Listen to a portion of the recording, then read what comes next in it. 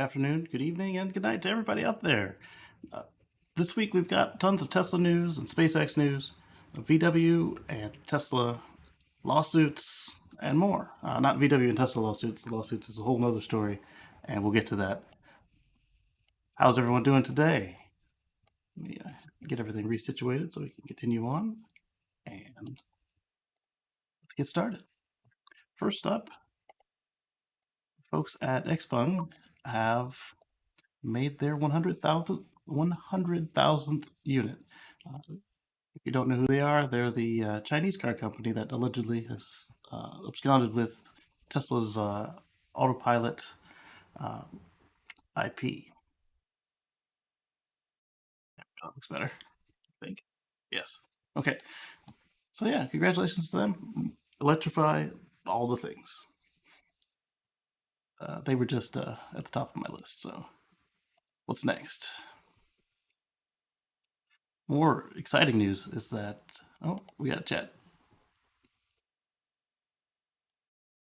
What's the number on the lyrics reservations? That's a very good question. I haven't heard anything from GM or anybody else, but I know a couple of our friends were interested in it, and I would like to take one out for a spin, or at least get a ride in one. Yeah. Over in Europe, EV sales have finally gone past diesel sales for the first time ever. Uh, of course, with Tesla making record sales quarter over quarter, I can see why that and where this is posted. I can see why they phrased it this way. Uh, Tesla helps, drags, brings them kicking and screaming. But that's good news because diesel isn't good for your lungs, not at all. Then I've got one from Bloomberg about a whole nother financial group. JP Morgan is joining Net Zero Bank and their alliance to have an emissions pledge. So basically, eventually they're going to by 2050 going to cut out their fossil fuel ways. And the way that this was commented on, most people seemed incredulous because apparently J.P. Morgan is extremely heavy in fossils right now. So they've got a lot of work to do, and it might be too little, too late with that 2050 target. But it's a start, especially if they're actually starting today and not just announcing it. And by today, I mean October 8th. We got one that Omar sent in right a few minutes ago that I thought was pretty interesting. So, Electric Jen was retweeting somebody here who is explaining that Shatner and James Doohan's ashes are not the first Star Trek actors in space. We actually had a real astronaut, a retired astronaut, Dr. Mae Jemison. She was the first black woman in space, and also the first Star Trek actor who was in space. She went to space first, so that's pretty cool. I mean, congrats to Shatner, but she went to orbit. He went to a little space tourism. And I'll put a link to this tweet in the chat so you can read it. Let's see here.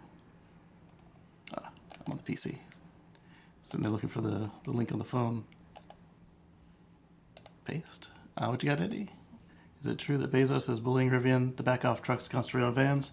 I don't know if I'd call it bullying. I mean, he had a substantial contract in place before they started delivering the trucks, and he's one to talk, about not delivering what's on the contract, but he does have a point, and it would be smart of them to focus on the serial production of the vans over the trucks because they don't have people who are going to drag them through the muck publicly.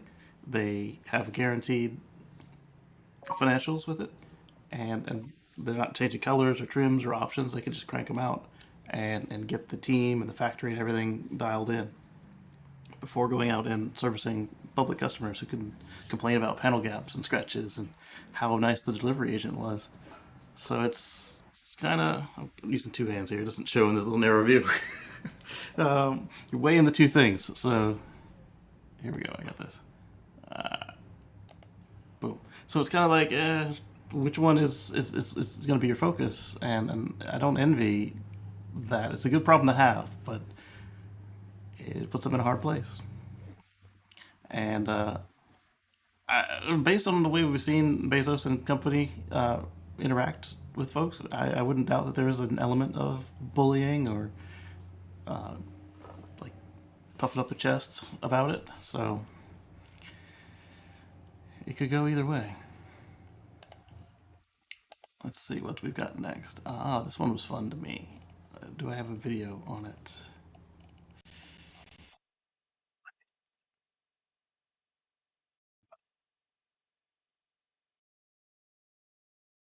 Let's start with the video. Yeah.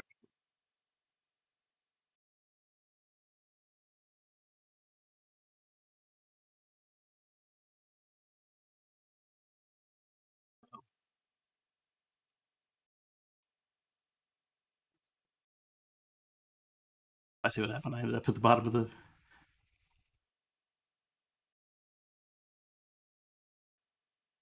Sometimes these articles don't make it from the phone to the PC. I'll have to work harder on that. So let's share these photos then, and maybe we'll find a video while we're at it. So the Tesla Model S Plaid Aero Pack has been seen. Track pack, sorry. And it was on the blue one. And this spoiler has got quite a bit of articulation that it can do. Like the video I saw, they were braking, and so the whole thing just turned up and turned into like a scoop to help with the braking. That was pretty cool. Let's see if they got a picture of that in there. And of course they don't. Why don't you have a picture of it scooping?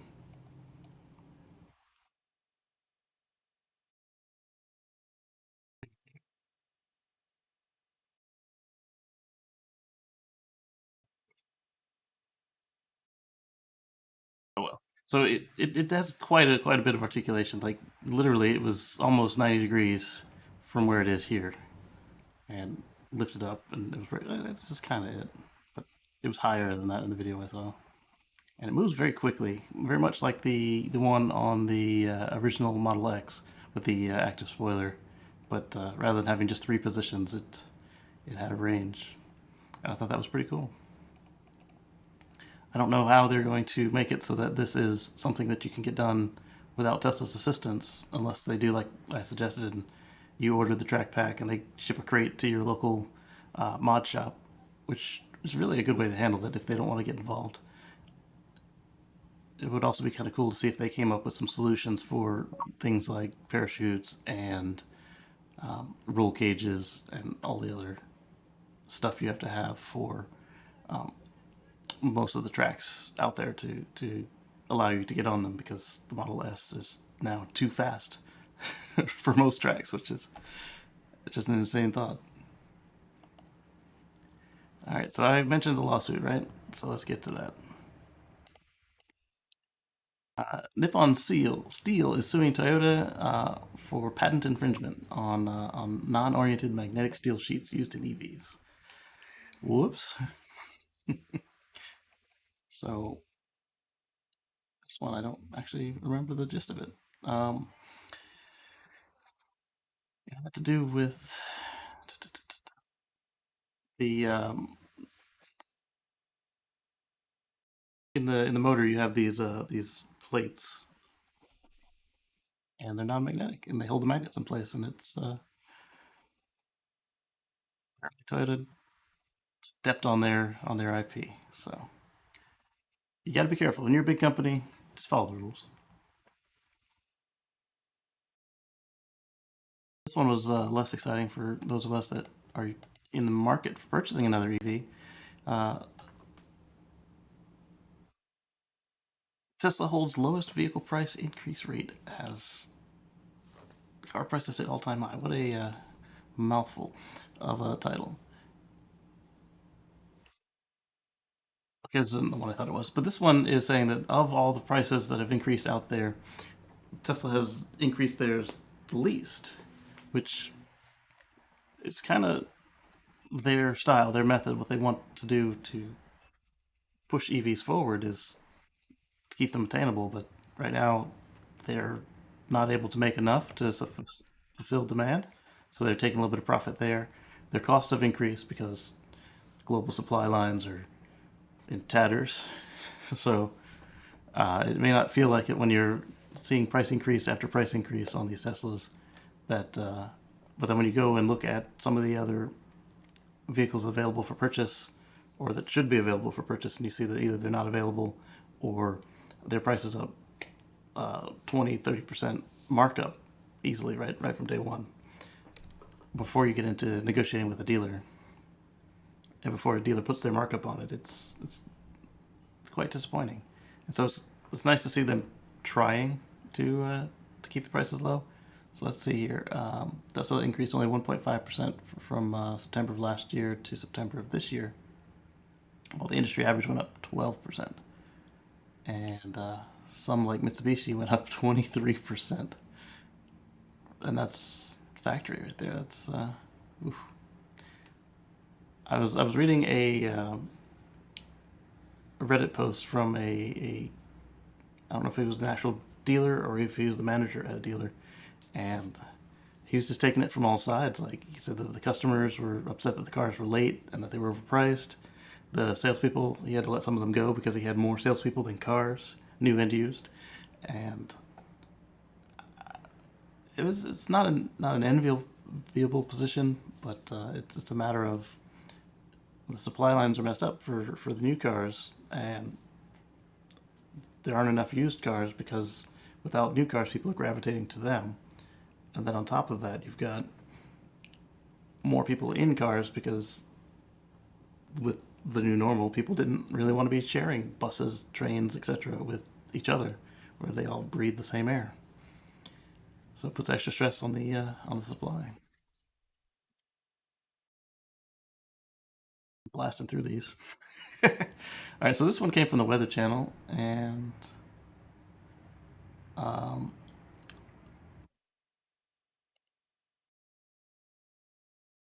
I actually got two from the Weather Channel. Tell I've never used them on screen before because the screen was set wrong. So they're saying that this city water supply is likely to be contaminated by fuel in this Canadian city. I'm gonna attempt to pronounce it. They've been told not to use their tap water because it smelled like petroleum. We keep digging this stuff up. It's down there. We don't need it, and we keep digging it up, and we're not very careful with it. We're very reckless. We just spilled a bunch of it in the California coastline. We have never been careful with this stuff, and if you look at the MSDS sheets for this thing, it's I guess that's like saying ATM machine, isn't it? If you look at the MSDS, it requires caution and care that we rarely afford these chemicals, and other people pay the price constantly for it. That's the main reason I had this particular story on there. Let's get the Weather Channel out of the way. Where's the other one?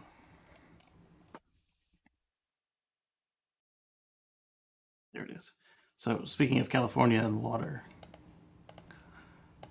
they were sharing a device called the Tsunami 500, which can turn air into 1,900 gallons of water a day, which is pretty cool. It's just, what do you call it? An evaporative. It takes the water that's in the air and condenses it down so that you can drink it. And it was really short, 30-second piece. Let's just look at it. This machine makes water out of air. A welcome invention, as you can imagine, in drought-stricken California. It's courtesy of a company called Tsunami Products. It works by extracting water from the humidity in the air. And by the way, the water is filtered and drinkable. It works especially well in foggy areas and humid areas along the coast. It can produce anywhere from 200 to 1,900 gallons of water a day. But the contraptions are pricey, costing between $30,000 and $200,000. But as the drought drains reservoirs, people are pulling out their pocketbooks. And so this goes into what I've been saying repeatedly about water wars and climate refugees. Right now, you've got all these southwestern states that are gearing up for legal battles over their share of the flow from the Colorado River and others. Yes, Eddie, this won't help on any sort of commercial level, but just like we sometimes put solar panels on our houses or wind generators in our yards, like this, I think could be useful for private individuals. I don't know that this would be a solution for municipalities or corporations because that, like you said, that's a small amount of water for what they're working with here. And this is only going to get worse because we've missed our targets. We're not going to sustain ourselves at the 1.5 C. That's gone. We're looking at 2 and 3 C now, and there's going to be parts of Florida that are underwater. We've already lost islands in the Maldives. We've lost other small island nations. People aren't seeing these canaries in the coal mine, and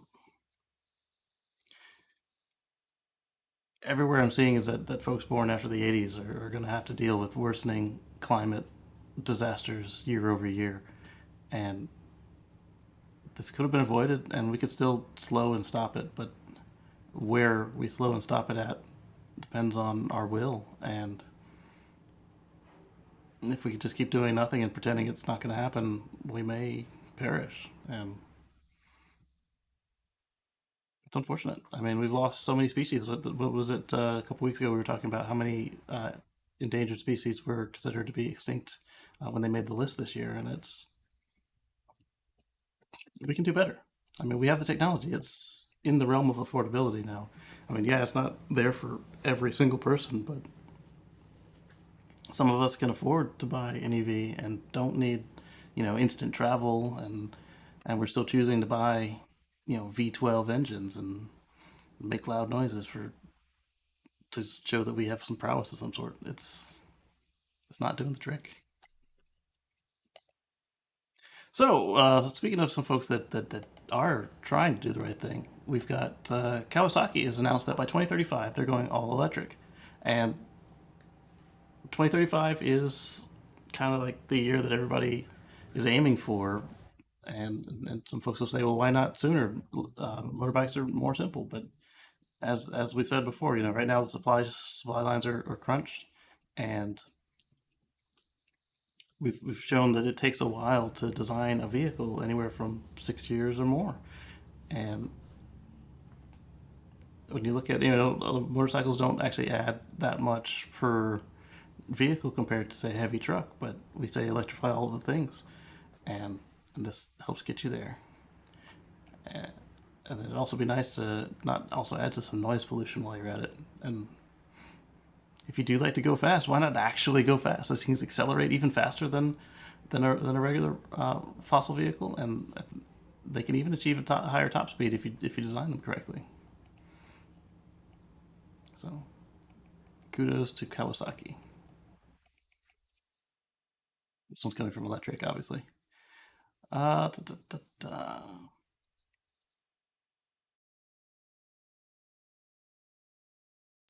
Teslarati is reporting on a report that says that Gigafactory Berlin's production start date is going to be an advantage for Tesla and Co. And yes, this is true. As we'll see in a few other stories this week, and as we talked about last week, where uh, VW was basically berating their execs over how they got by Tesla. It's um, it's definitely going to be an advantage for them because Fremont is building a Model Y in 10 hours, while Berlin is building, not say Berlin, but while somewhere in Germany, wherever they build the ID3, is building it in 30 hours. And that's a smaller, simpler vehicle in all respects. So later on in the show, we'll talk about more about how this comes in, which is pretty cool. Let's see. This is from Drive Tesla Canada, of course. Tesla is smashing the monthly sales record with over 56,000 cars sold in September of 21. And this is, as we showed a couple weeks ago, their new delivery center. Be nice to get your car delivered in a place like this. All right, so let's see. The update is according to 42 How, Model Y accounted for 33,003 sales, with the Model Y making up the remaining 1951 or 19,150. They were able to contribute another 3853 vehicles that were destined for export, giving it a okay. That's cool. Nice. And this is what Elon was saying that this factory right here is already outproducing Fremont, and it'll be interesting to see what the other two can do since they're even bigger than this. And they'll be able to take the lessons learned here and in Fremont and move them over to Texas, over to Berlin. And Berlin, we've already seen they've got the new paint plant.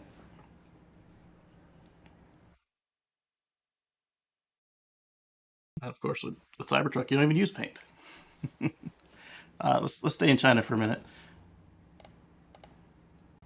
The Tesla owner who alleged brake failure has been ordered to issue a formal apology within 10 days. Um, if I'm correct about which one this is the lady who could not accept the notion that her father was a bad driver and crashed into something, and she continued to blame Tesla, dragged them through the mud. She hired booth babes and managed to chase them down at events, and it, you gotta be truthful. It's one of the few things we have left. Yeah, brake failure has been ordered to issue a formal apology in 10 days. All three owners is entirely responsible for the incident, establishing as a case of driver error, which you heard me screaming from the rooftops as soon as it happened. It's like there's no way. I'm not saying that I didn't think it was impossible, but just everything about the way that it went down and the fact they wouldn't let Tesla inspect the vehicle, you knew they were hiding something. This isn't that lady either. This is somebody else, I think.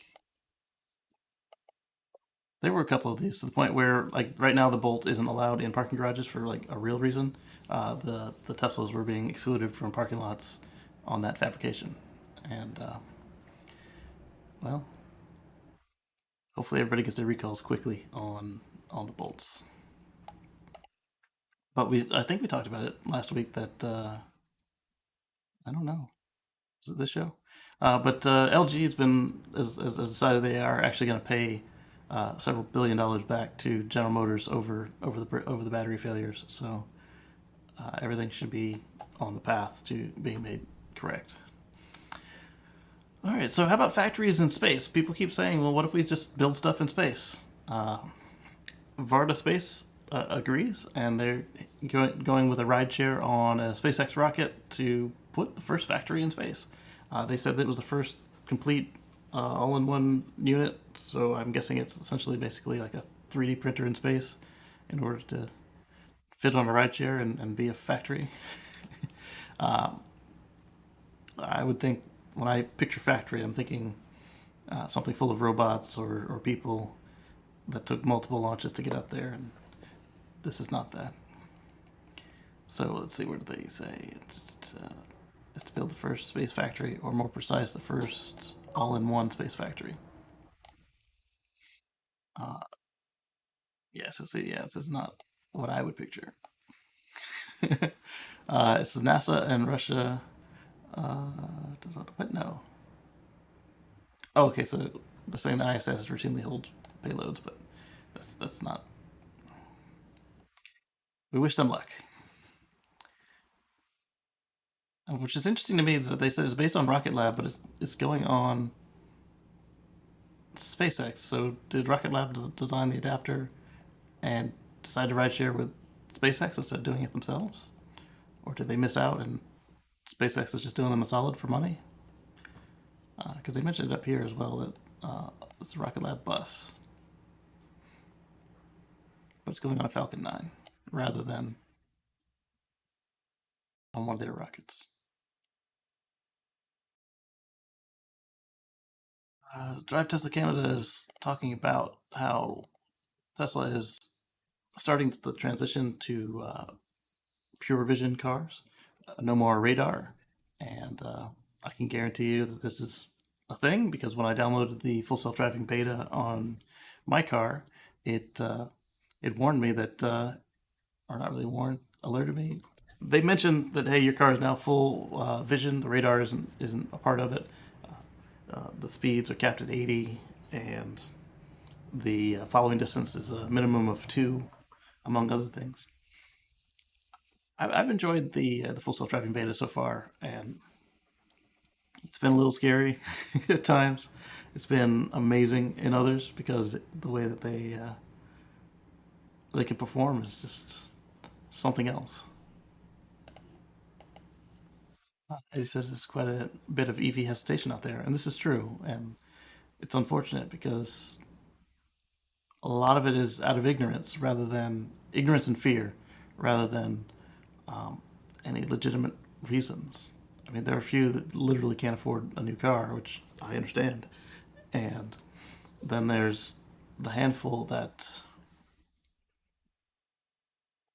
where they get paid to not understand essentially, because if you're out there selling fossil fuels like Norway, but they it's just amazing that Norway is actually getting it right while also peddling oil. Um, yeah.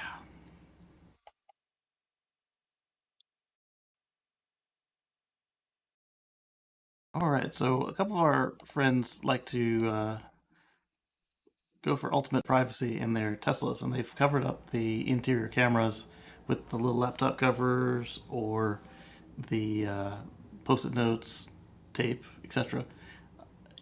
If you got into the beta program and then you tried to activate full self-driving beta and you've covered your lenses, you get a message that's saying that the camera is covered. Oh boy, sorry. Let me change my share. It opened a new window on me.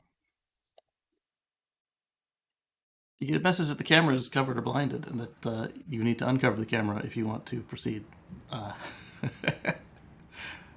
this is going to go into another story we're talking about later today about. In fact, let's just jump to that.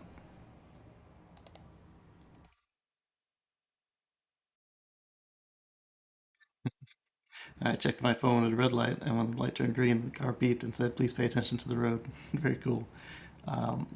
Let's see. I want to share this one.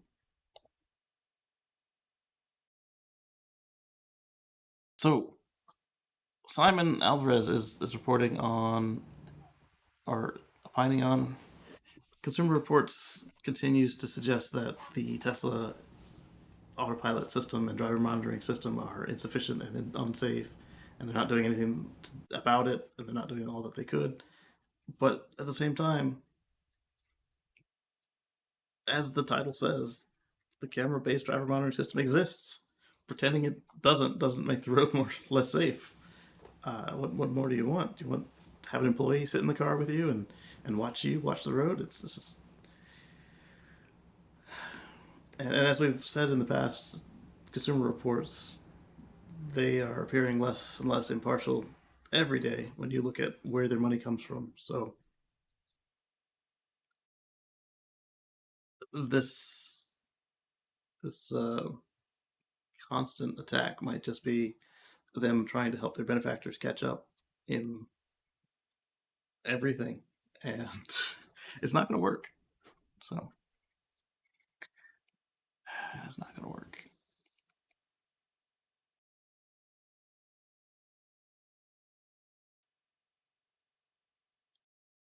Yeah. So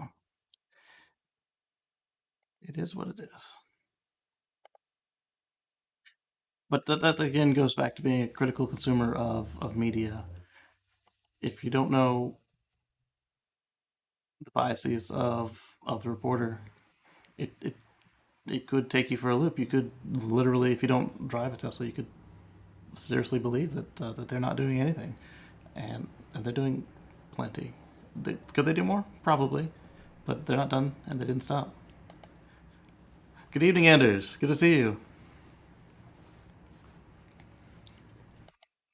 Eddie says his friend can't believe a battery could move his truck. I mean,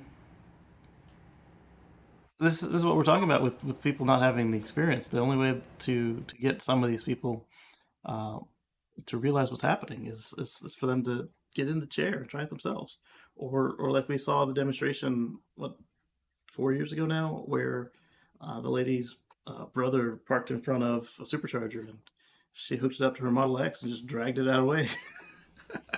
Just, from tow hitch to tow hitch with a rope, and she just pulled him out, and it just ran away, tire squealing.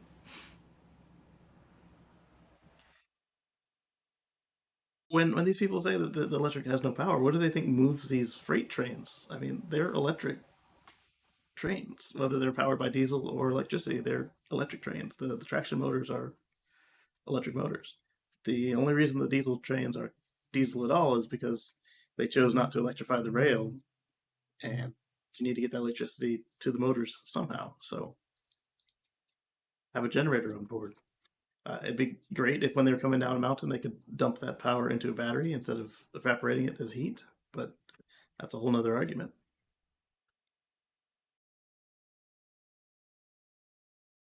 Yeah. All right. So here's a picture that I was discussing on our happy hours on Friday. They asked, did anyone miss this? October 14th, Los Angeles. Yeah, zoom in a little bit for you. Oh, that didn't do what I expected it to do. All right, fine. I never know if something's going to open in a new tab or in the same tab. There it is. $5.89 for the cheap stuff. And $6.19 if you need something a little more anti-knock. I don't actually pay attention to the signs that often. I told you guys I mentioned one. I noticed when the one said threes across the board.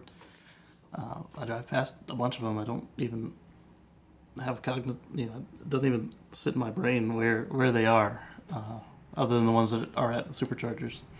I should say the superchargers are there, but uh, there's a lot of folks now talking about jumping over, and I'm also wondering now, what's on these papers. It's probably some sort of notice that they're actually out of fuel. Fun times.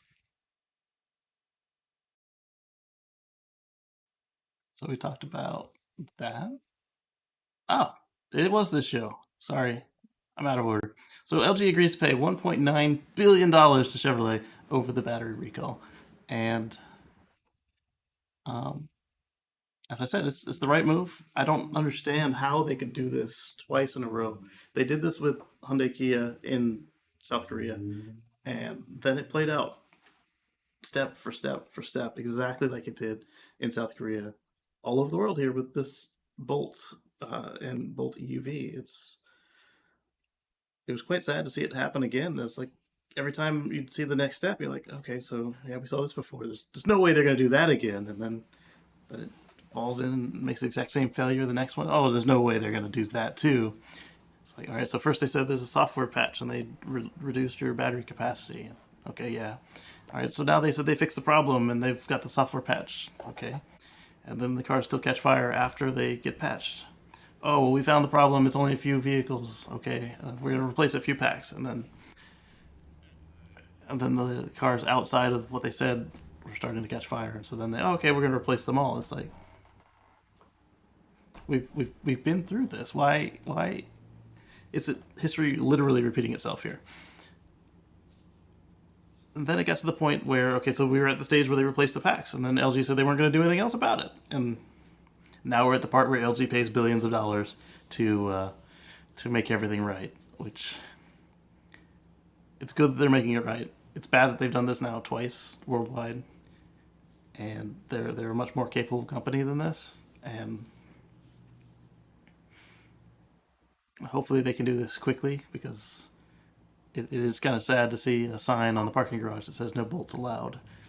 And I'm not seeing anybody actually. We passed by a CarMax the other day that had a bolt in the lot, and it had all the other cars packed all the way around it. They I don't know if they were going for an insurance claim or if they didn't know that they should have had it parked 50 feet from the rest of them. But This will be just a minor speed bump in the history of EVs, but it's something that a lot of folks have been able to use to with their smear campaigns. The even with the fires that the Bolt has had, it still catches fire less than the fossil cars. And people say, "Oh, but these are new cars." Or when you compare them, you're comparing all cars. Yes, new cars catch fire too, and you still don't hear about them in the news unless something terrible happened, like somebody was trapped in it or set somebody's house on fire. Even then, you probably don't hear about it. It's literally just because electrics are novel that we're hearing about it. And then Tesla, anything with Tesla on it, gets clicks, and clicks equal advertisements, and advertisements equal money. So being a critical consumer of media again.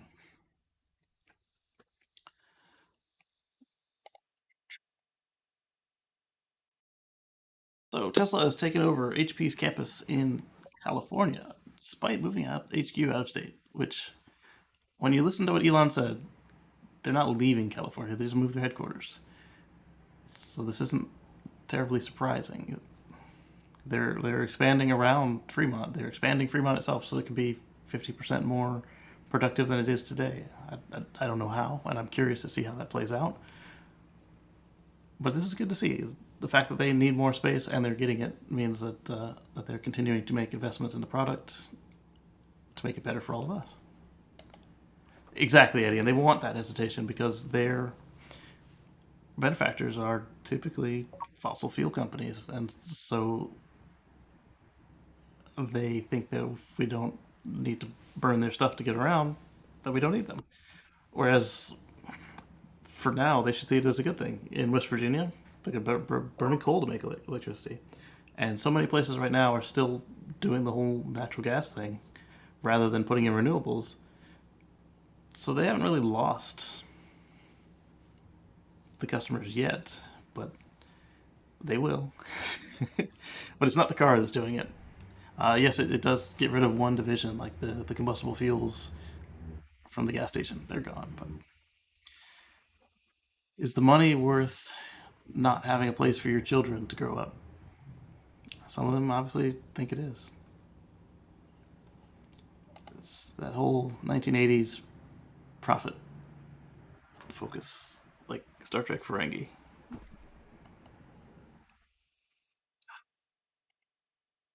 Sick.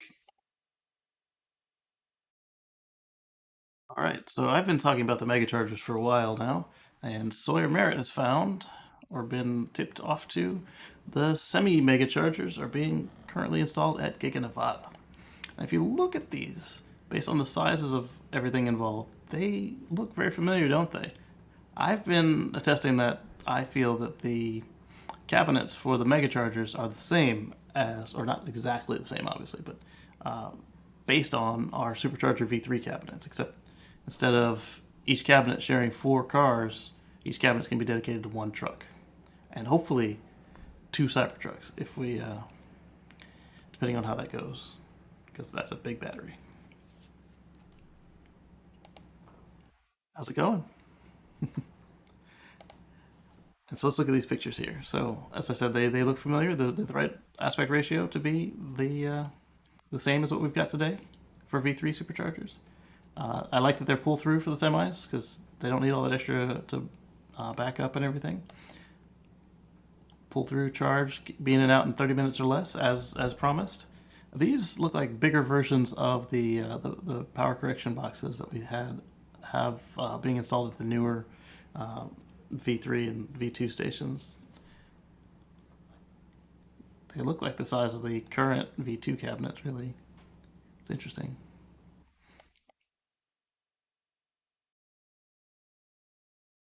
So let's see. If we assume one cabinet per truck, that's one, two, three, four, five. It's at least 20 trucks right there. I only see the islands for less than that. Let's zoom in here. Oh, can't do that.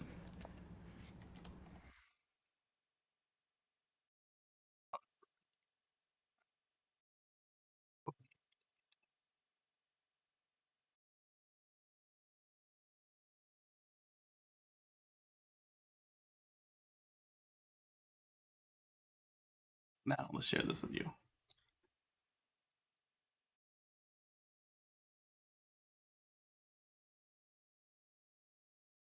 There. All right, so inside of this looks very similar to what we see with the V2s and V3s today.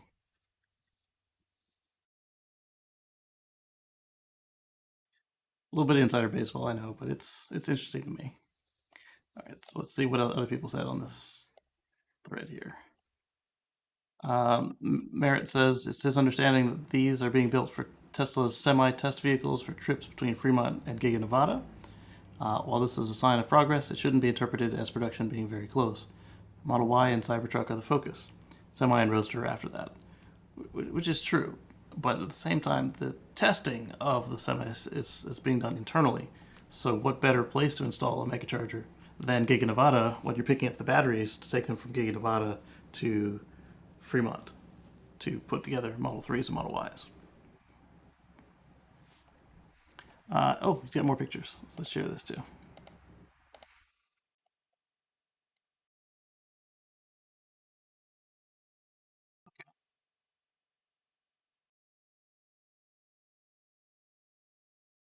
Those are the units I think that are the power conditioners. Power company equipment.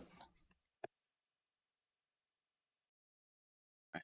He said he had another one here.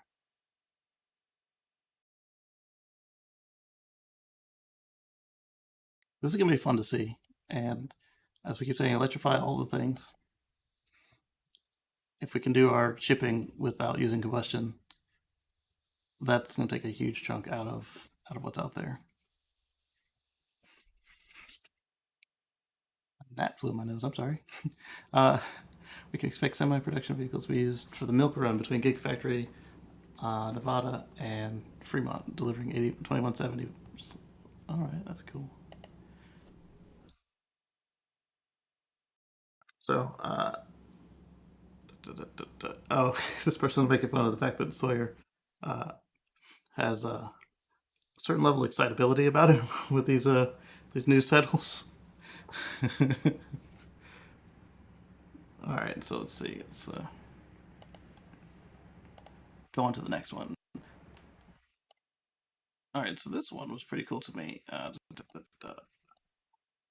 the Model Y has already been crash approved and put on sale, but Tesla's not done yet. Welcome to the Tesla Crash Lab. Today we're doing... All right, so he's got music. Let me turn on the captions. So they're going to take this truck and they're going to slam it into a Model Y in order to reprogram the airbags to be more effective. And this is a recap of what they do in the Tesla Crash Labs. And then here they are again setting up the new test while he describes what's going on. They're talking about all the different ways that they're safe. And I like the Tesla method. How long is this video? Let's cut to the chase, because without the music, it's kind of boring. So they simulate the crash before they do it physically to make sure what they expect to have happen happens. And if it does, then they can analyze that data and then update their program to match.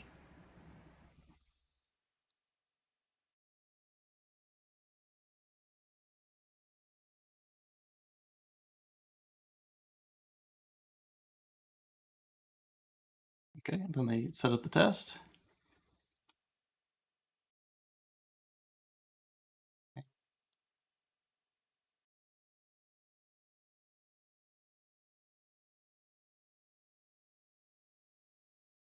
And they run it. Here we go. Yeah, that's a lot of energy. So then in a future software update, after they've completed this data analysis, they will actually reprogram your airbags to be able to handle a scenario that they might not have handled as well as it could have previously, which is incredible to me.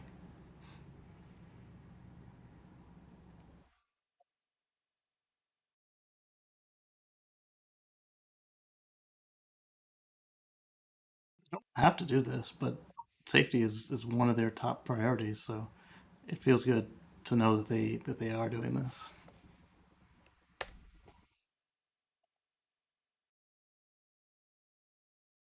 Uh, Omar actually was trying to obtain one of these. I didn't look at it because I've got enough cyber gear. Mattel has introduced a 3,000 piece Mega X build your own Cybertruck. Uh, think of Legos. This is very similar to that. Um, in fact, when this was announced, somebody said, Lego, you had your chance. And I think it'll be fun to put together, really. Only $250. I do believe they're all sold out now, and they haven't really been very big about, just like every other Tesla drop, getting them back in stock. But if you find the chance and you're into Legos or similar, and you're not like a Lego purist where it has to say Lego on it, it might be fun to construct this with either by yourself or with your family.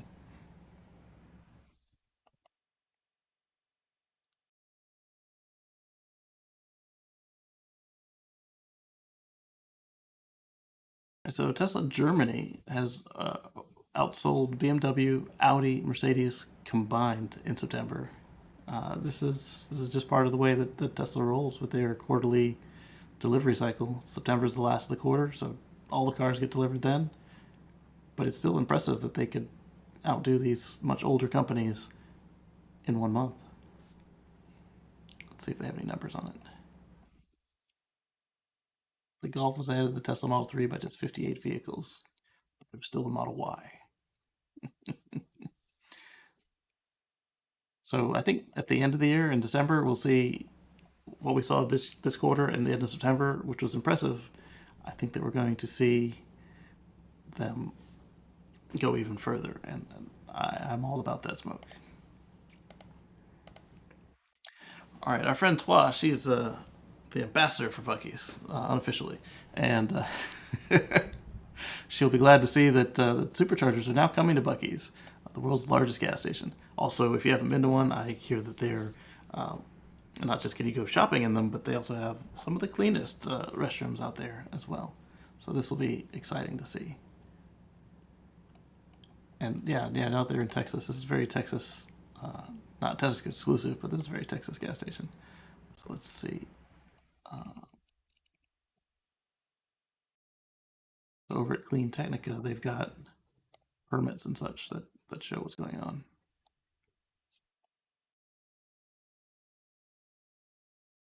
Coming from Marco RP Tesla. Oh yeah, there was a interesting stuff that happened there.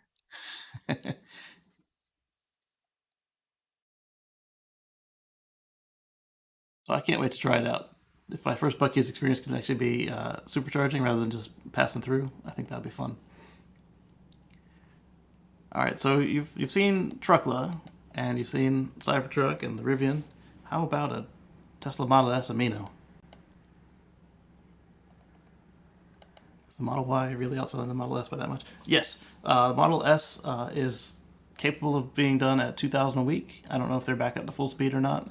And the Model, the Model S and X are capable of being done at 2,000 a week, so probably about 1,000 per. And then the 3 and Y, I think, are right around 10,000 a week, which is substantial. The Model Y, Elon said, and several other Tesla execs have said, it's going to be their best-selling car. And in some markets, it already is. In others, it's really close. They're neck and neck. So, if you like Truckla, you might be interested in this Tesla Model S Amino. Maybe. it's it's interesting, very interesting. But hey, you do you. Whatever makes you happy. Some of the comments. Space used to own yurts. She did 39. Yeah, obviously we know that's not Truckla. What? Come on, guy. Oh yeah, she could be. She said no, it's not her though. And we've seen other people report that they've seen Truckla driving around. So We know that she still likes it enough to keep driving it.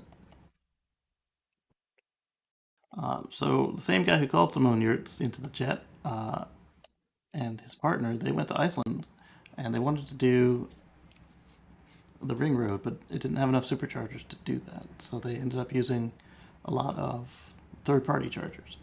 And now Iceland has completed the ring road, and you can drive their national highway on superchargers. The longest distance between chargers is 159 miles or 256 kilometers, which means that you can do it in every Tesla, which is important.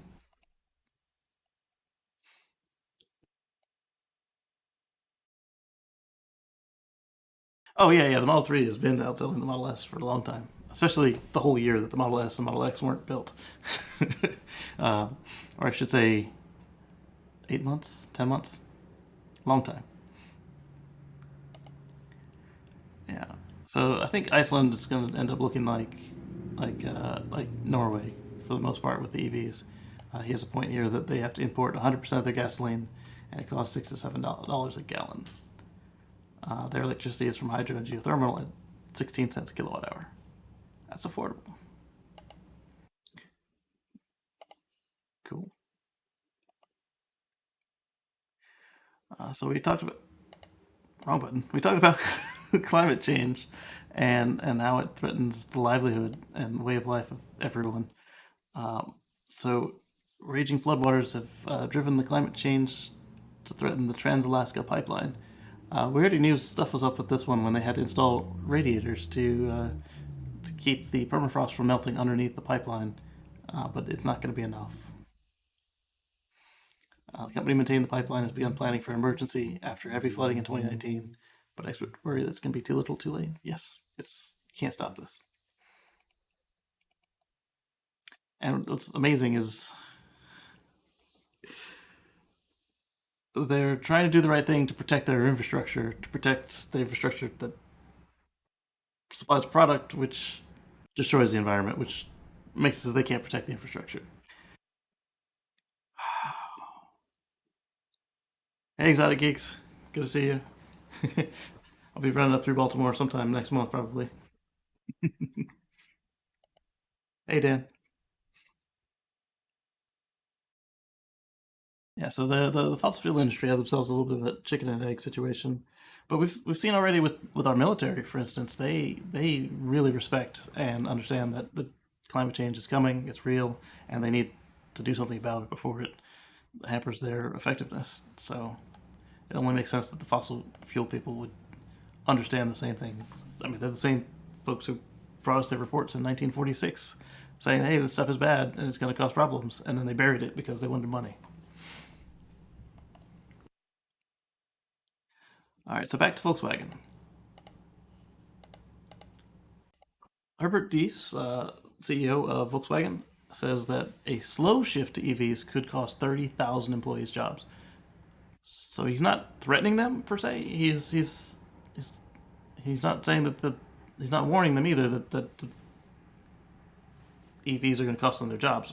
What he's trying to do is light a fire under his people because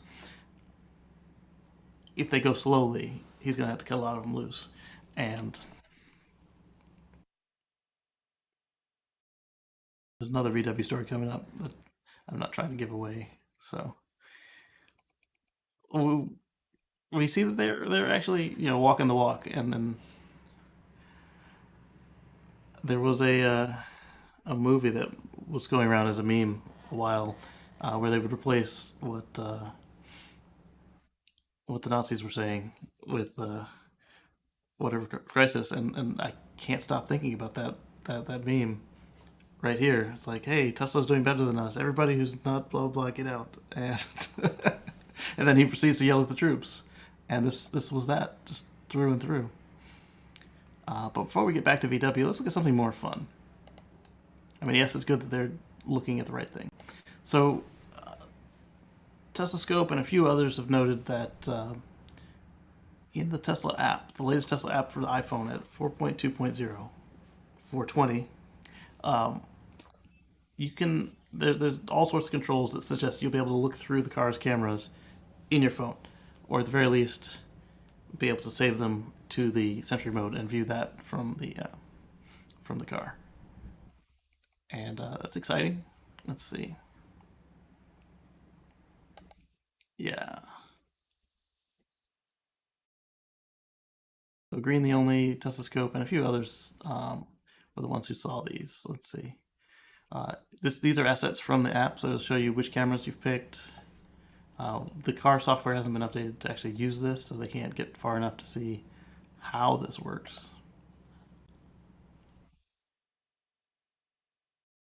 You'll be able to speak through the speaker, which is pretty cool. So after your car has alerted you and you looked at the camera, and you could say, "Hey kid, don't sit on my car," or whatever. I think that the uses for this will be both helpful and humorous.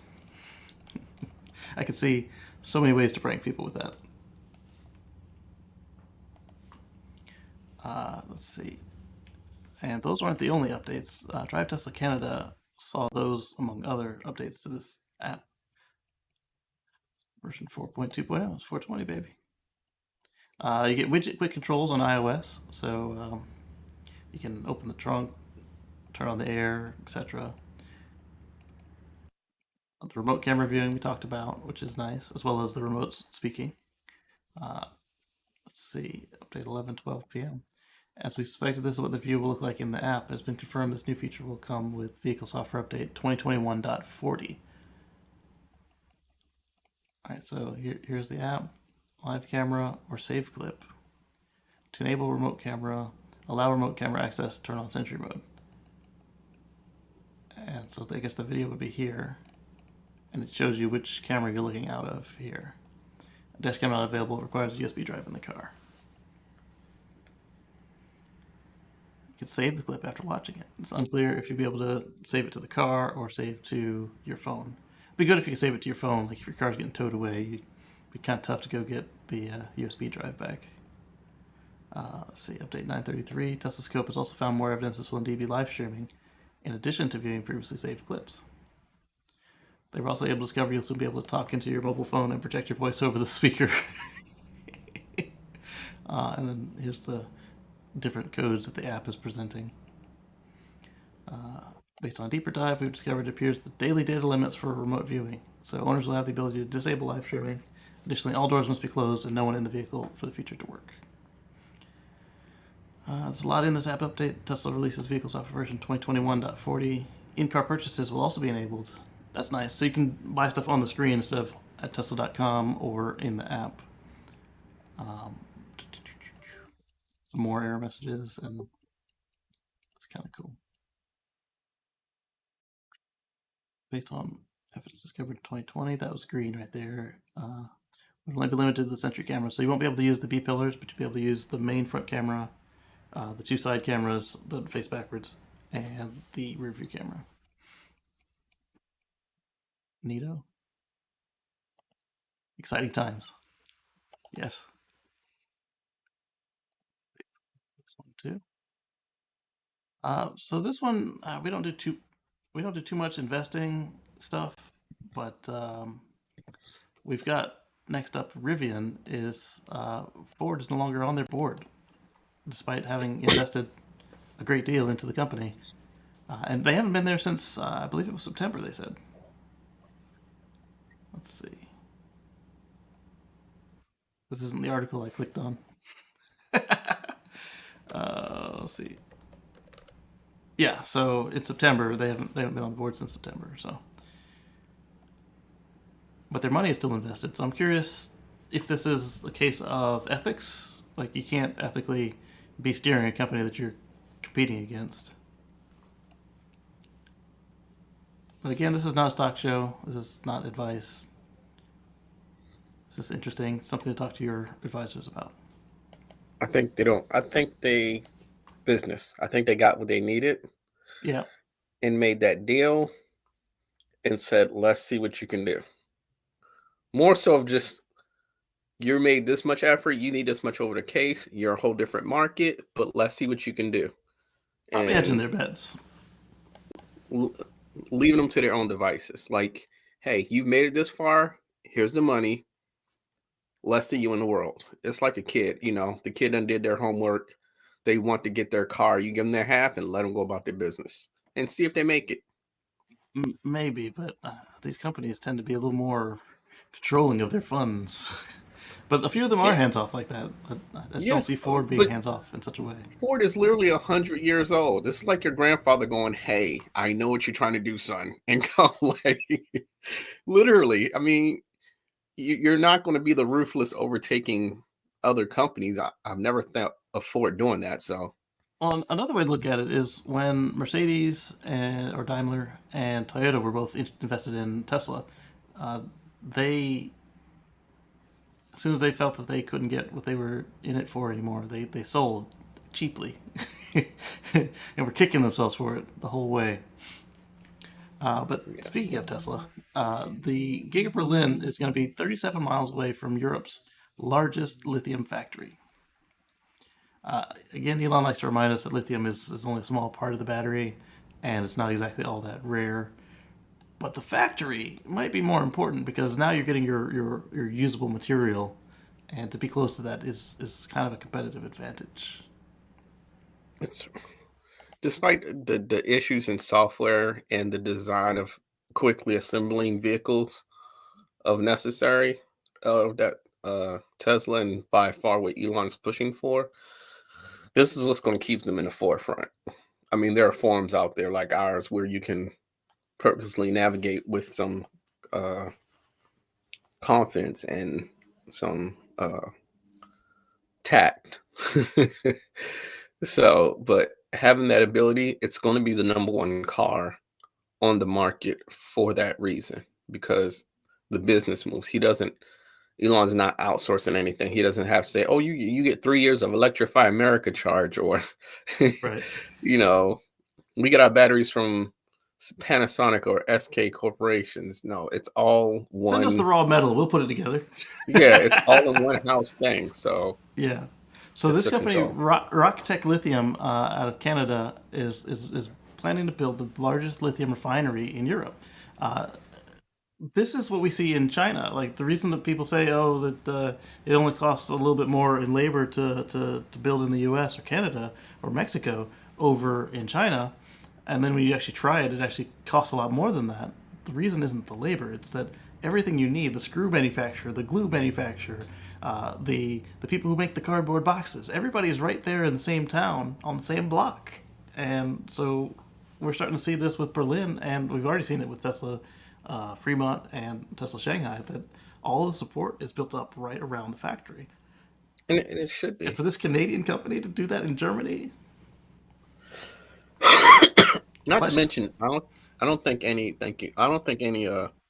Germany is known for its engineering, and even the people that are not in the German, in that within those companies, they take pride in being sound quality engineers. So I'm pretty much sure Tesla's going to take advantage of what the minute attention to details that the Germany culture itself will put towards making the Model 3s and Ys and so forth. And they will blanket it across the board. So that build quality that people like to harp on Tesla because they're way in the lead, I think is going to be bar none better than your high ends like Audis, Porsche Taycans. And they're going to start putting them at a rhythm where they can take their 2013 12s back and be like, it's even better. It looks the same, but it's even better. And you're like, what? So, We're seeing it already with Model 3. When you look at the Shanghai built Model 3s over the original Fremont Model 3s that were built at the same time Shanghai started volume, the Shanghai ones were better and kind of still are. But I have a feeling that when we start comparing the Shanghai Model 3 to the Berlin and Austin Model 3s, they won't. I mean, they'll still be nice, but they'll look like ancient technology because they've only got, or I should say the Model Ys, because this is what we're talking about, Model Ys, not Model 3s. They've got the rear casting in Shanghai, but they'll have the front and rear casting in the other two, and then eventually the structural pack. Elon said they're going to measure the tolerances in micrometers instead of millimeters. I mean, yeah, he could they'll have get it. literally just changed the ruler, but I don't think that was what he meant. I think he meant literally it's going to be so much better that we'll have to get more resolute to see it, rather than we're just going to use different units. I think he's going to be. I think it's going to get to that point where they're taking the best practices from 3 different continents and then making the overall solid product better. And as a company that you're again not investing show, but once you find that's what the stakeholders, the large ones, are going to want a better Yeah. product, so that some Joe Schmo that details cars won't be sitting there nitpicking at it, going like, yeah, this and this and this. Where you're gonna look at it and be like, where are the seams to this? Because you got the best practices from Germany, you got the best practices from Shanghai, Right. and it's just And gonna be we easier. saw them do this with their virus protocol. Like they built them things in Shanghai. They perfected them. They got the approval while the virus is beating down the walls of the factory, and then they transported them to Southern California, and people acted like they were endangering the workers. It's like they this is the same company, the same management. They literally just solved this, and now they're going to protect their workers here.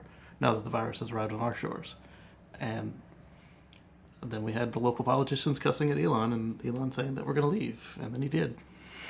That's a boss move. It can be. Speaking of regulators not understanding Tesla, the NHTSA wants Tesla to explain why it improved autopilot safety without issuing a recall. Isn't that what you're supposed to do? Improve something? Regular car makers don't make things better; they make new cars with better features. They don't make the old car better. And they were saying this is a safety feature, which it is. But you only recall broken stuff. Just because you made it better doesn't mean it was broken. No car with actually no car at all actually does anything to avoid hitting a stopped first responder. They don't. They just can't. It's a limitation of radar, and all the cars that have no sort of radar cruise or lane keep assist or whatever, they don't even have any sensors, so they will hit everything. So it's Speaking of first responder in the background, oh yeah, there is, isn't there? yes. Um, So basically, what happened here is, in recent updates, Tesla, as I've described, was moving over for first responders, and now it's not just moving over in the lane. And I don't mean like changing lanes; it just literally bumps the edge of the paint.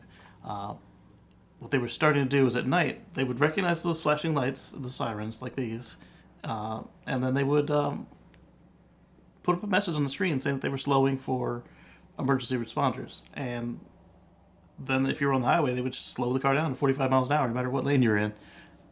And this isn't to say that there was anything wrong with the car, because as we said, it was in the manual. It was doing exactly what it was doing uh, prior to this, and then they added this, and they even updated the manual to tell you why it's doing it and what it means. So I understand that it's a change. Maybe they should have phrased it differently. That hey, you should, before you make changes to safety, you should let us know. But you don't need to issue a recall for a software update that fixes something that's not broken. this is one of those issues. Um, I had a person once tell me that some people don't like the ugly jobs, like maybe running uh, a junkyard, something that's profitable, but it's not as flashy. They don't like running it. I think this is one of those positions in the government that younger generations or even our generation needs to go to Hmm. and having open ended, because this is a job that people end up in it. And nobody grows up and say they want to be on the safety board. They don't say, yeah, I want to make the world safer by, having car companies recall. It's just a job that ends up having to be open, and they get good at it, and it's not a process they learn to. I want to be able to push people towards safety. And I think if you can educate some people, even in our generation and forward and younger, to be like, hey, you get to interact with the best tech in the world and make it safer by going here. Hmm. I think we're going to fix this issue, because 90% of these governmental boards are older people who've never encountered this technology and are used to the old ways. You know, they don't care that their combustion engine just shuts down automatically when it's idle because, you know, it has to be for school zone. They just know it doesn't and they're fine with it. But for all electric car to be like, hey, we're working on making it safer to where we see a kid and we stop. I mean, we don't know if you know, if it's a kid or dog, but we're stopping because it's moving, you know, better than Waymo and Alphabet where it just hits a bike out of nowhere That and was the that was driver never Uber. stopped it. So That was Uber. to me, it's that change. Yeah. So I like this guy's point. He's like, please determine what defect or safety compliance was identified. um, if they had said it could handle it and it didn't, that would have been a defect. But they never said it could handle it. In fact, the manual said, "Be in control, be alert. We don't stop, Yeah, or and might it not literally stop." says that all the time. We do not. We Everybody's tell you manual what it says is. that. Yeah. Do it. We tell you to maintain control 100% of the time. 100% of the time. 100% of the time. And so it's amazing. What I think, and even if it's on the different side of they're taking a little bit of kickback, vote for higher wages so you don't need it. Like, So give them a this little bit of guy's higher wages. But eventually, when everybody goes electric to Audi, BMW, Porsche, when they all go fully electric, this is going to change regardless because capitalism, it's going to cut into their profits. And then when you tell somebody else to do their recall, they're going to be like, why? And they'd be like, well, if you did it for Tesla, you have to do it for everybody else. It sets a precedent. So, we'll see if they actually do it though. But like here, this guy says, like, are you going to make them all do it? Because my BMW doesn't do it either. yeah, right. Let's see. This guy is suggesting that October 22nd deadline to provide a list of all improvements planned to lock Tesla out of innovating before. This doesn't make any sense because they're just going to not update the car that they're investigating against, and that could tell them everything they need to know. So you The can't say, crazy "Oh thing yeah, is, you fixed it. You fixed it before we could give you a fine." They were going to fix it anyway. Like even if you gave them a fine, they were going to have to fix whatever the problem was. And so well, if it's a simple case. I don't know if Tesla still does this, but even back when it first started coming out with the FSD, if there was an accident, Tesla's safety team came on, helped with the investigation, sorted out all information. Once they realized it wasn't a machine issue, they said, it's not us. They gave up all the information and they left. I'm pretty sure if you ask Tesla every time, hey, show us what is going on because we're investigating safety, then Tesla's safety team will come out to you, be like, here's the technical jargon. Here's our youngest slash oldest person to explain it to you in layman's terms. Boom. And and they'll probably even pay for them to come to their factory to see it. Like, I don't get Tesla's been the most compliant automaker ever for anything. They're 100% every accident they're investigating. They're big brother's watching, but it's on both good parts. They pull the black boxes and they go, hey, nope, this is what happens. And certain cases they'd be like, well, we gave them 3 warnings before they hit and they didn't respond. So yeah, and they'll be like, here's the data sheet, here's the metadata, here's everything you need. And exactly. yeah. Speaking of Tesla corporate structure, policy, ideas, they've invested the most in R&D among rivals and the least on advertising, which, well, we could have told you on the advertising part. They do spend money on advertising, but not buying ads. They spend money on marketing, but not like literally every Tesla party is a marketing dollar. It's not a R&D dollar. But it also isn't going into a magazine or on the Super Bowl or anything like that. It's and so since you're not Okay. doing those ad buys, you spend less overall. The most brilliant advertising, for better or worse, that Tesla has is Elon. For better or worse, it's Elon. But Yeah. the one of the best advertisements, the backdoor advertising they've done, is they made the car so unique that it shows up on its own in videos. And if you look at a worldwide forum for Yeah. Tesla, somebody's like, is that video purposely placed in that movie? And I'm like, no, Tesla didn't place that. Somebody else put that there, and Tesla doesn't have to do it. When Elon went on Saturday Night Live, every other car company that had an EV decided to throw their commercial there. Right. There were So like six of them, weren't there? yeah, so he didn't have to. They was just like, okay, since he's the electric guy, let's throw our commercial in front of him, and and the network's like, okay, let's charge a little bit more. This is the best, cost. So he's But like opening when the you see a door for Tesla in a movie and anybody. it doesn't have the logo covered up, like not only do you know they didn't pay for it, that means that the director or the marketing team or whoever actually took the time to not cover it up, because typically what they do is they cover it up if they don't get their money, and so that means that they're giving it away for free. Yeah, right. And it's what he was Just funnier even more about it impressive. is somebody in Tesla was like, hey, let's slide this skit in about, the electric horse and here's the charging. And I was like, that's brilliant. It's there. It's Maybe. I'm built not in. sure exactly what the process was in the creatives on that, because remember at first when Elon came on, a lot of them were putting out nasty tweets about him, and then all of a sudden he won them over.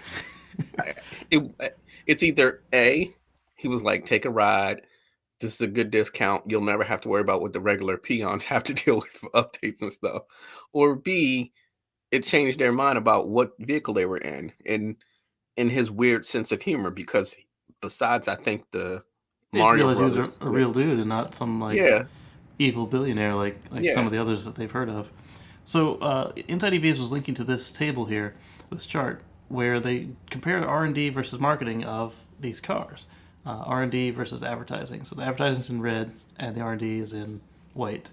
And so Tesla spent zero, technically, not 100% zero, but and they spent $29.84 per car in R&D, whereas Chrysler spent $664 per car in ads and $784 in R&D, which makes sense because when you consider what Chrysler is selling you before they came into their e-muscle, they were basically selling Hemis, which are what now 60-year-old engines that have been just like this, add more cubic inches and more noise, make it faster. GM they did $394 per car and $878 in R&D.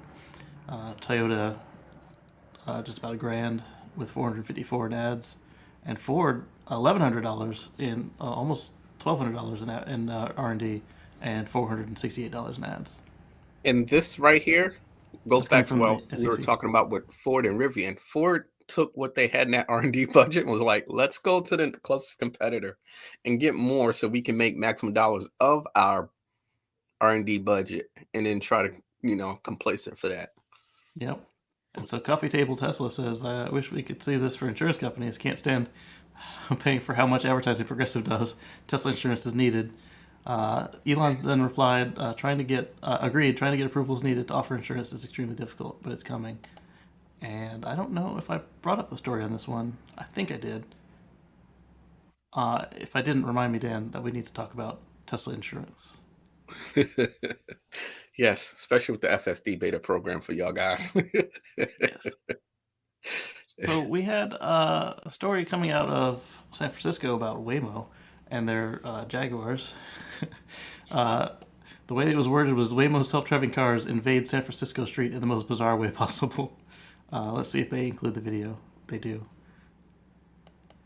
A normally quiet neighborhood in San Francisco is now buzzing about a sudden explosion of traffic. And neighbors say that a dead-end street, has suddenly become crowded with Waymo vehicles. They asked us to look into it, and Wilson Walker joins us live from the Richmond district. Wilson, what'd you find?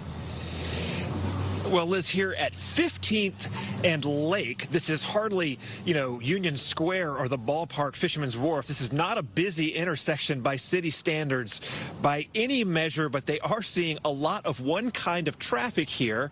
It is kind of funny when you watch it happen, and the neighbors are certainly noticing. And I noticed it while I was sleeping. I awoke to a strange hum that I thought there was a spacecraft outside my bedroom window. I think that's the noise The maker. visitors Jennifer King is talking about don't just come at night. Yeah. They come all day right to the end of 15th Avenue where there's nothing else to do but make some kind of a multi-point turn and head out the way they came in. Now, not long after that car is gone, there will be another which will make the same turn and leave before another car shows up and does the exact same thing. And while there are some pauses, it never really stops. There are some days where it can be up to 50. I mean, it's literally every 5 minutes, and you know, we're all working from home, and so this is what we hear. Yeah, this is what we hear. At several points today, they showed up on top of each other, these cars packed with technology, stopping in a queue as if completely baffled by a dead end. Don't really have a preference either way, but it is a little bit odd that they're over here so much. And especially across a slow street into a one block street. It's a little bit peculiar. Have you ever seen them pick anyone up or drop anyone off? No. They're just, I think, doing their testing. So it's definitely they're exploring something on this little piece of land on 15th. The got really good frequency maps. of the visits is sparking conversation in the neighborhood, but for now, neighbors can only guess as to what exactly is causing this. We have talked to the drivers who don't have much to say other than I think it's just programmed and they're just doing their job. All right. Now, a little speculation here from myself and the neighbors here who are all talking about this. Everybody's talking about it. You heard about the slow street, which is Lake here, and then you got the dead end on 15th here.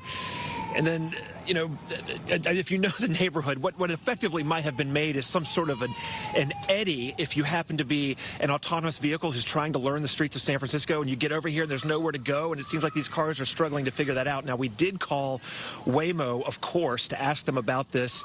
They said they would look into it, and they are glad that the neighbors have brought this to their attention. They're going to look into it and see what they can do. We're live here in San Francisco. Wilson Walker, KPIX5. So, when we hear folks, well, first I wanted to say that I'm glad that these ones are the fully electric Waymos and not the hybrid plugins. But we keep seeing people argue that the Waymo way is better because they have LiDAR, and well, good maps are important, and adaptable software is extremely important. We keep saying the definition of insanity is doing the same thing over and over and expecting different results, right?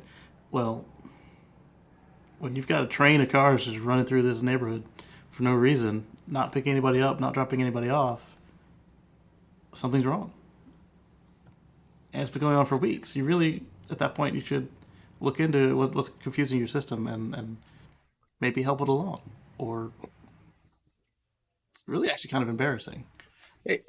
Okay, so as much grief as the FSDs, all the technology that goes into the Tesla and it's consistently learning. Yeah. If, as we know, they do the AI day, and the AI day was, it, for the most part, it generally cracks the internet. I wouldn't say it breaks, but it cracks. Just because when the Cybertruck came out, people that don't know Tesla were making fun of the Cybertruck. Like, these things happen. That's advertising for Tesla. When the FSD comes out, when the robot came out, it got referenced, it got picked up by major people who are not even Tesla aware. It was like, oh no, this robot. Will Smith did the iRobot. Yeah, Will Smith did the iRobot thing. His son was like, Dad, stop it. But it became conscious enough that if you followed Jaden, you were like, what is this company Tesla? Who is Elon Musk? It's his natural progression of them pushing the boundaries.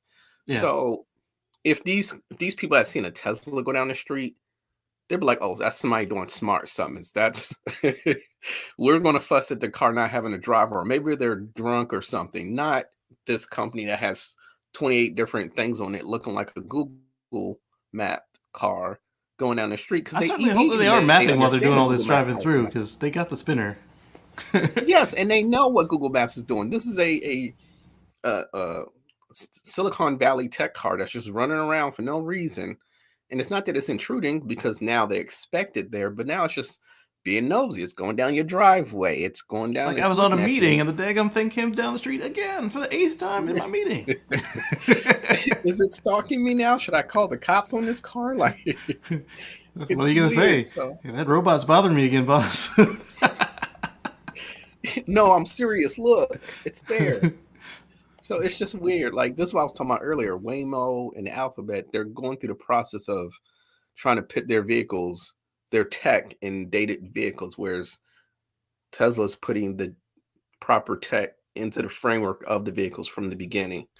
And so you can't, that's a safety recall that NTHB needs to look at. Like, why is the same car? And if it's a silent car, like they keep saying that you need sound for it, why do you keep hearing tires creeping up your driveway all the time? I Well, it's mean, not the tires. They're hearing the pedestrian warning sound that the blind advocacy what do you call those things? That lobbyists required to be put on all cars, even though gas cars today are quieter than many electric cars, which is.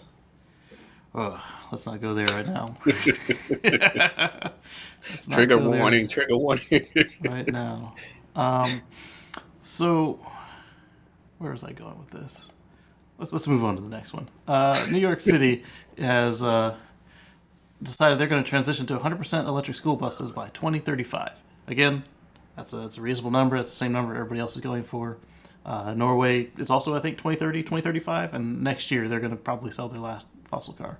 So having a close enough date like this, it probably won't even reach that. Well, this might because it's buses or government money, but basically the New York City Council has voted to require all city-owned school buses to be battery electric by September 1st, 2035. That's pretty cool. This is going to happen for the most capitalistic reason. Some company's going to want to sell to New York. Huh? Bean counters. Not even that. It's cheaper to run, operate, and maintain an electric bus. And no, it's not even that. Somebody who voted this in is going to be like, hey, you want to sell an exclusive contract or you want to get a no bid contract, and they're going to get a free bus, or a bus is going to get donated. Well, and there's stuff like that too. But yeah, also, and every bean counter is going to be like, okay, we got 2 free buses. That's 4 more buses we can buy now. So this is that. Oh, you mean like, hey, I need a sample before I can decide who wins this thing? Exactly. I need a free sample. Get free buses, and then I need to sample the cherry and the lime ice cream. Yeah, and so this is why I say this is a good idea for it to work, because I'm pretty sure Proterra, Thomas's bus Lightning. company, they use the Proterra battery pack and bus system. They're gonna be like, hey, how about we give you, if our buses maybe cost twice as much right now, how about we give you 2 for the price of 1 for every vehicle you buy? Now they sold. They sold it. Now it's like, now. As long as their contracts are ethical and above board. So this is the important part right here. They have 885 diesel school buses. And remember, we keep saying that, you've got asthma, you've got pollution, you've got, the bad air quality days. An electric school bus doesn't contribute to any of this.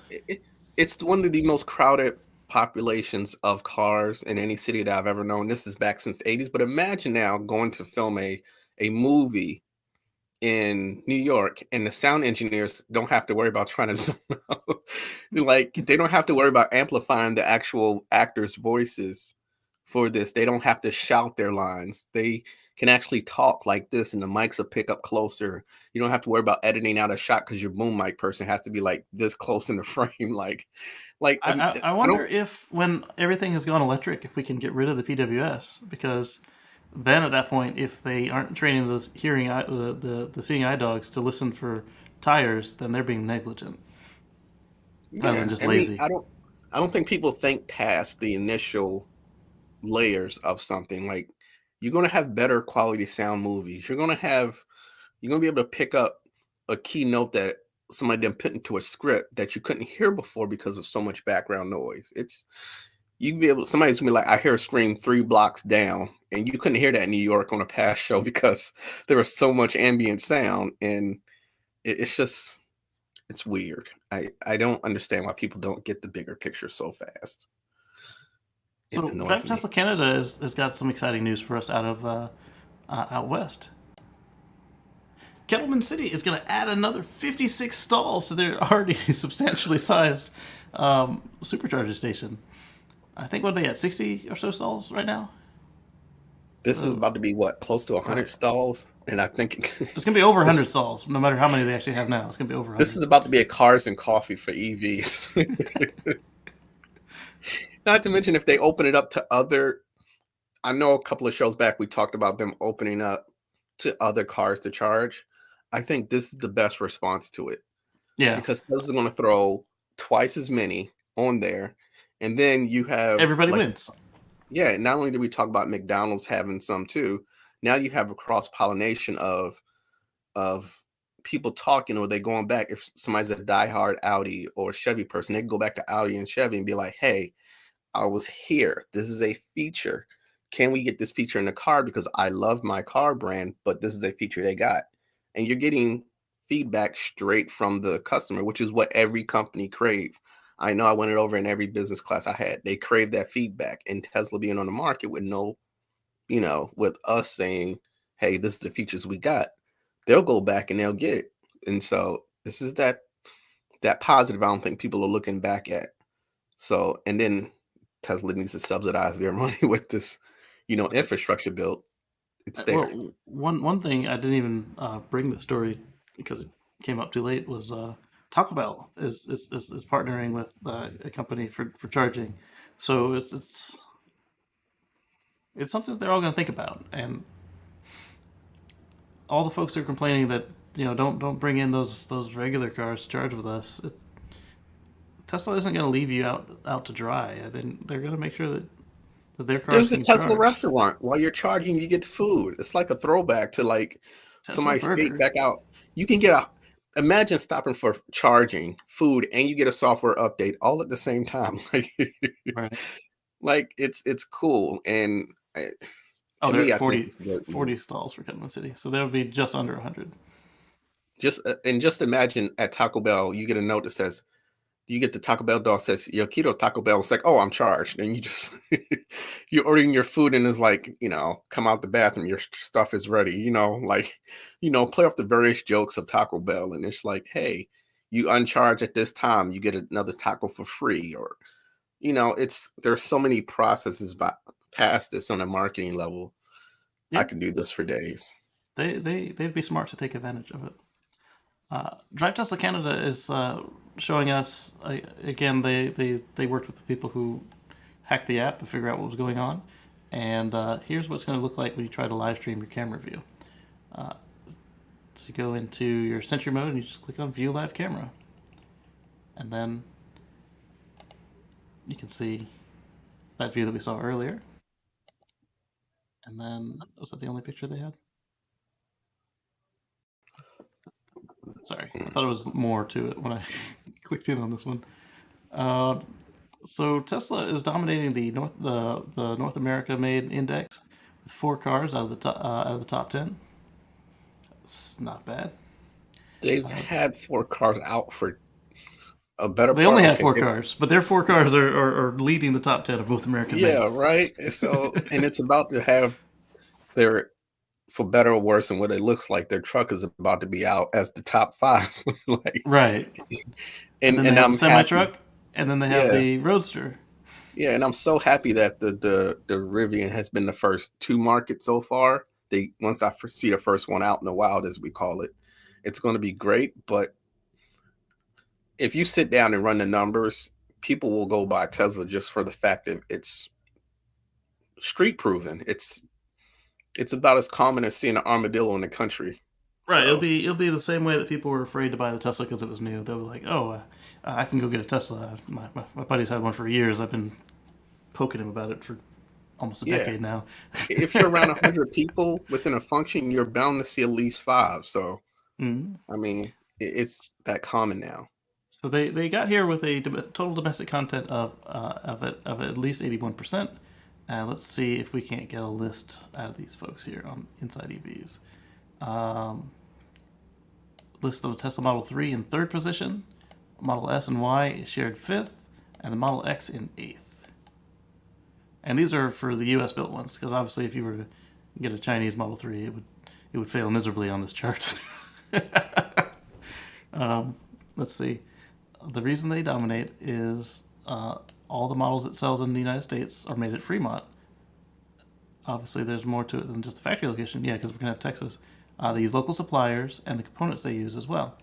So I think that's what pushed the Model S back, is it has a Japanese pack, whereas the Y and the Model 3 have packs from Giga Nevada. That also might be part of why the Model Y is as far back as it is. Some of the Model Ys are shipping with LG packs, which those LG plaques are probably Korean in origin. And still the fact that they're sourcing from, it's a expansion of jobs.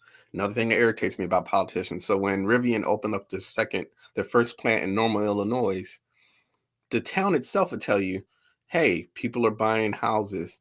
These little mom and pop restaurants are now getting the businesses they need. That once Mitsubishi left, they didn't think the town would ever recoup. They didn't know how to bring more income revenue in for taxes or whatever. And now it's there because of electric companies.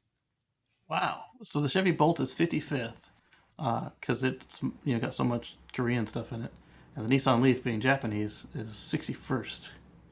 The Mach-E is 75th because it's Mexican. So on this note, Chevy and Nissan should be embarrassed. Yes. On all counts. They've been in the electric vehicle market since decades. They have had BMW i3 is 93rd. I just seen a refresh for Yeah. a Leaf that I was like, that's a Leaf? Like now, since the Tesla's been out for the better part of a decade now. And they're just now refreshing the Leaf and want to go to a crossover size of a Leaf. Come on now. There's no reason they should be out of the top 50, like 15. Like, how dare you? The Prius, So- for Christ's sakes, in Toyota. On the first two pages, you see the name Tesla so many times. 1, 2, 3, 4, 5, 6 times out of ranks 1 through 9. All right, so number 1 is a Ford Mustang 5-liter MT, manual transmission, okay, at 77%. Corvette Stingray at 72%. See, these are ones that, they're performance, halo cars, they don't have a choice but to make them by hand in the US, or they lose customers. Then all of the Teslas start coming in. Model 3 long range, standard range, and performance. The same vehicle, no less. Right. Different variants. And then you get the Bronco 2.7 liter, the Expedition. I mean, because nobody wants to ship that thing around the world. General Motors, Colorado Gas, 60. Canyon Gas, those are the same truck. Then boom, Model Y. Oh, you forget the S at number 5. Oh, I skipped that Model S. I did skip the Model S. Where did I see the Model Y at? Oh, yeah, I skipped it altogether. So the Model Y and the Model S are tied. Then a bunch of Jeeps, the Cherokee Trackhawk, Latitude, and Latitude all-wheel drive. Camaro automatic transmission. F-150 all. I think it's because they probably, well, this is US and Canada, so probably the parts on that one. Then the Model X at 55%. The Model X has got so many different like motors and servos and stuff like this. Door popper.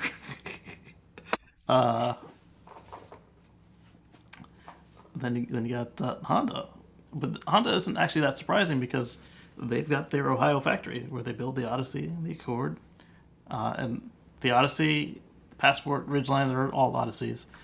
So basically, they have a handful of cars that they make. They've got the Civic, the Fit, and the Odyssey or the Accord.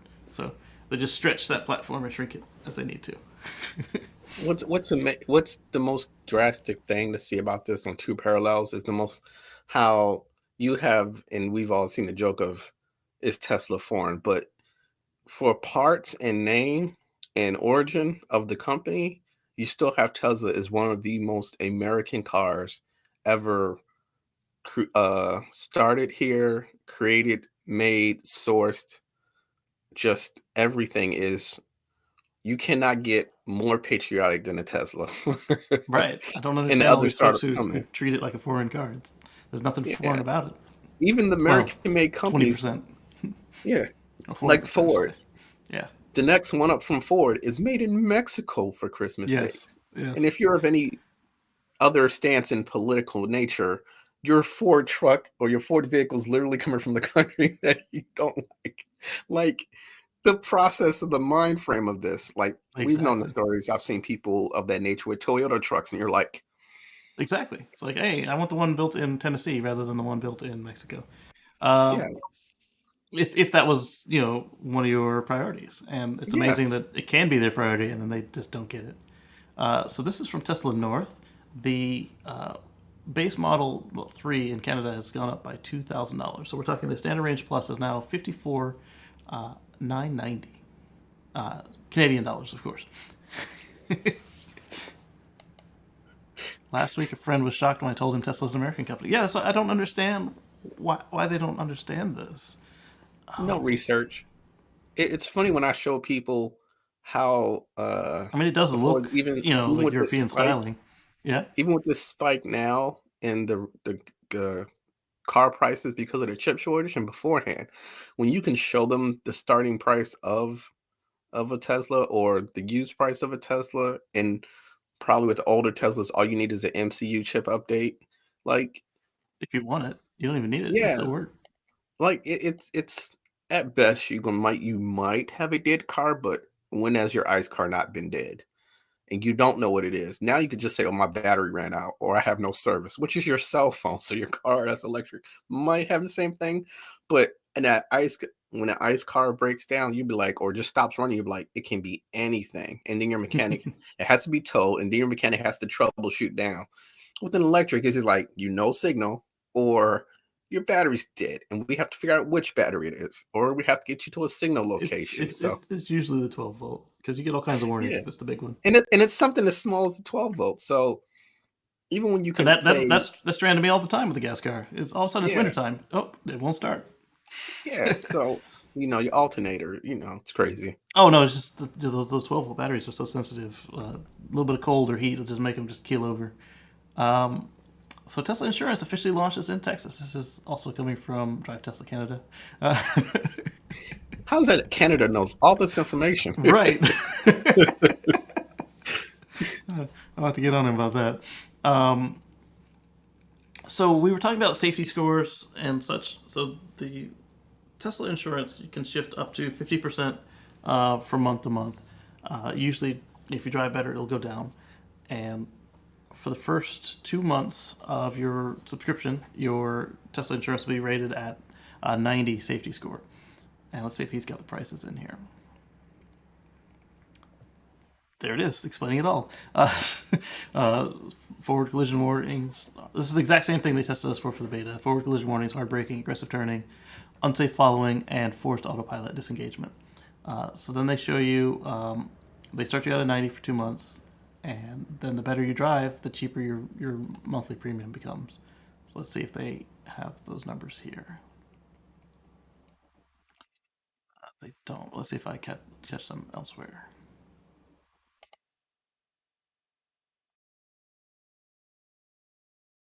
Of course I don't. So let's say this one was like $150 a month. Then you get to a perfect 100, and you're looking at like $70 a month. It's incredible. And 150 was probably actually like a score of an 80.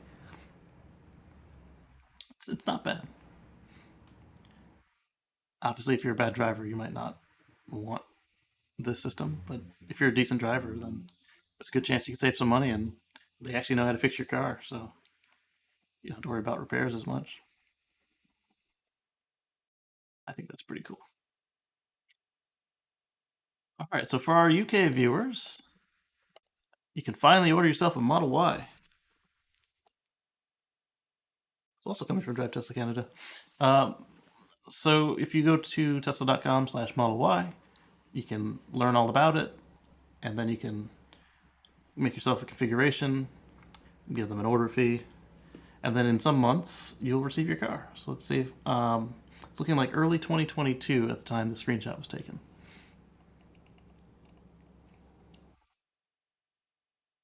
Mid 2022 if you go for the performance. Interesting. Very interesting. And this is going to be their best-selling car. So if you'll only be able to select the 5-seat option right now, and the tow hitch is also present on the design studio, but it's grayed out with a note saying it's available for purchase after delivery. Interesting. I wonder if that's changed because they're not in the EU anymore. Because on the Model 3, you could only order it ahead of time. You couldn't add it after the fact. Excuse me. It's a sharp-looking vehicle.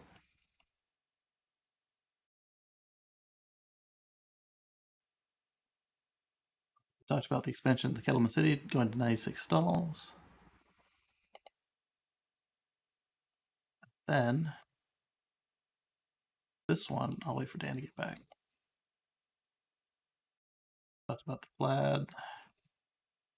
I still don't have a video on it. That's incredible. Let's talk about some software updates. Right, so Teslascope is saying that it appears a new wave of full self-driving beta invites was sent out for more drivers with a Tesla safety score of 100. So basically on whatever day this was, the 15th, so 2 days ago, they went ahead and they finished folks who actually achieved 100 safety score before they got started on the folks with a 99 safety score. There are some people that still don't have it that have 100. I don't know if they missed the cutoff or something else went down. But in the Teslascope fleet, they saw 65 more people get the update to 2020.32.25, which is FSD beta 10.2. It's pretty cool. Welcome to all the new testers. They do go out in waves, so I'm not sure if this guy got it. Well, it's still his name, so I guess he didn't get it yet.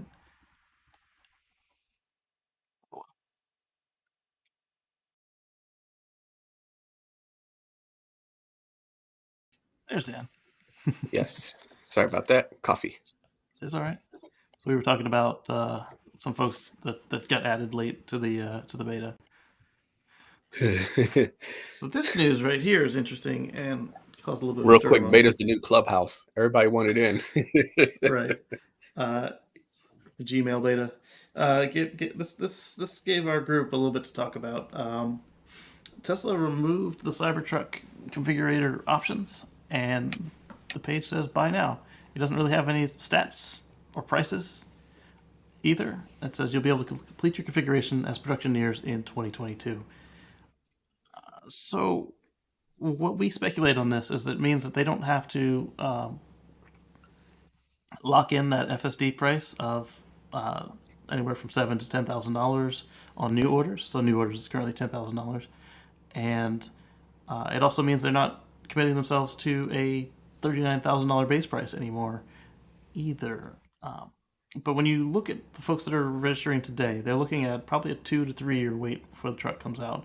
So 5 years after the truck comes out, they might want to increase the price of the car at some point. There is some space in the original order contracts that people put in that allowed them to change the price, but Tesla's typically been pretty good at that in the past. Every now and then they'll slip up, but they've been pretty good in the past at honoring what you subscribe to the car for. If you're a day one order or a week Well, one, or any order, but this then allows them to raise the price and not have people feel that their trust has been broken, because it's a business. There was no price when you registered now. But if you go back and you look at your existing reservations, if you already had one, it still says that I which one I picked. It still says I picked full self-driving. So yeah, and it might change by a couple dollars. And now that everybody has their cars out there testing full self-drive in beta, by the time, say, a Cybertruck that's been ordered 4 weeks out before it was premiered and the FSD was 7,000, by the time it actually does come out, it's fully tested. It's it's fully there. You don't have to worry about that with your Cybertruck. It can officially tell you, hey, take a rest, but don't fall asleep on me like Kit did with Michael Knight. It's fully there and available. So they keep saying that that's where they're going, but they're not there yet. It still requires you to pay attention, hold the wheel, keep an eye on the road, be ready to take over.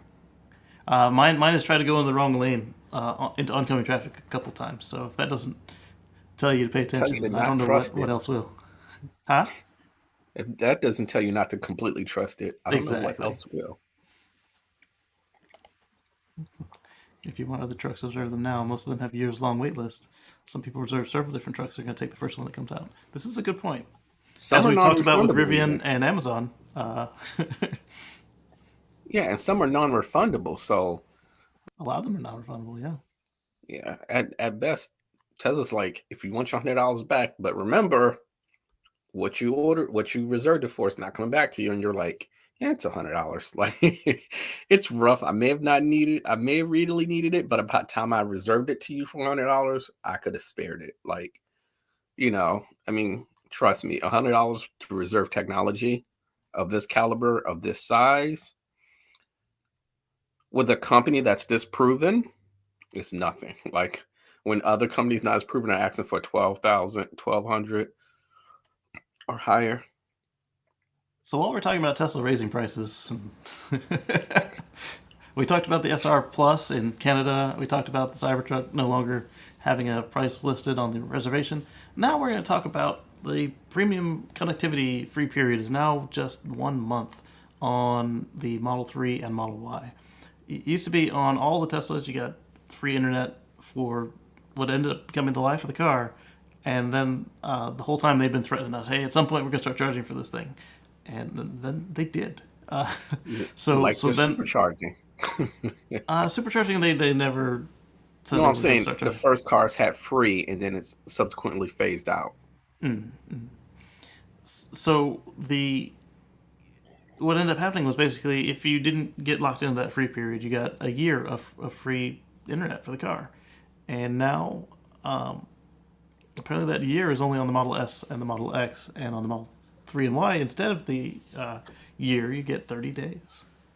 It's $9.99 a month, and there is no That's yearly cheap. subscription option yet.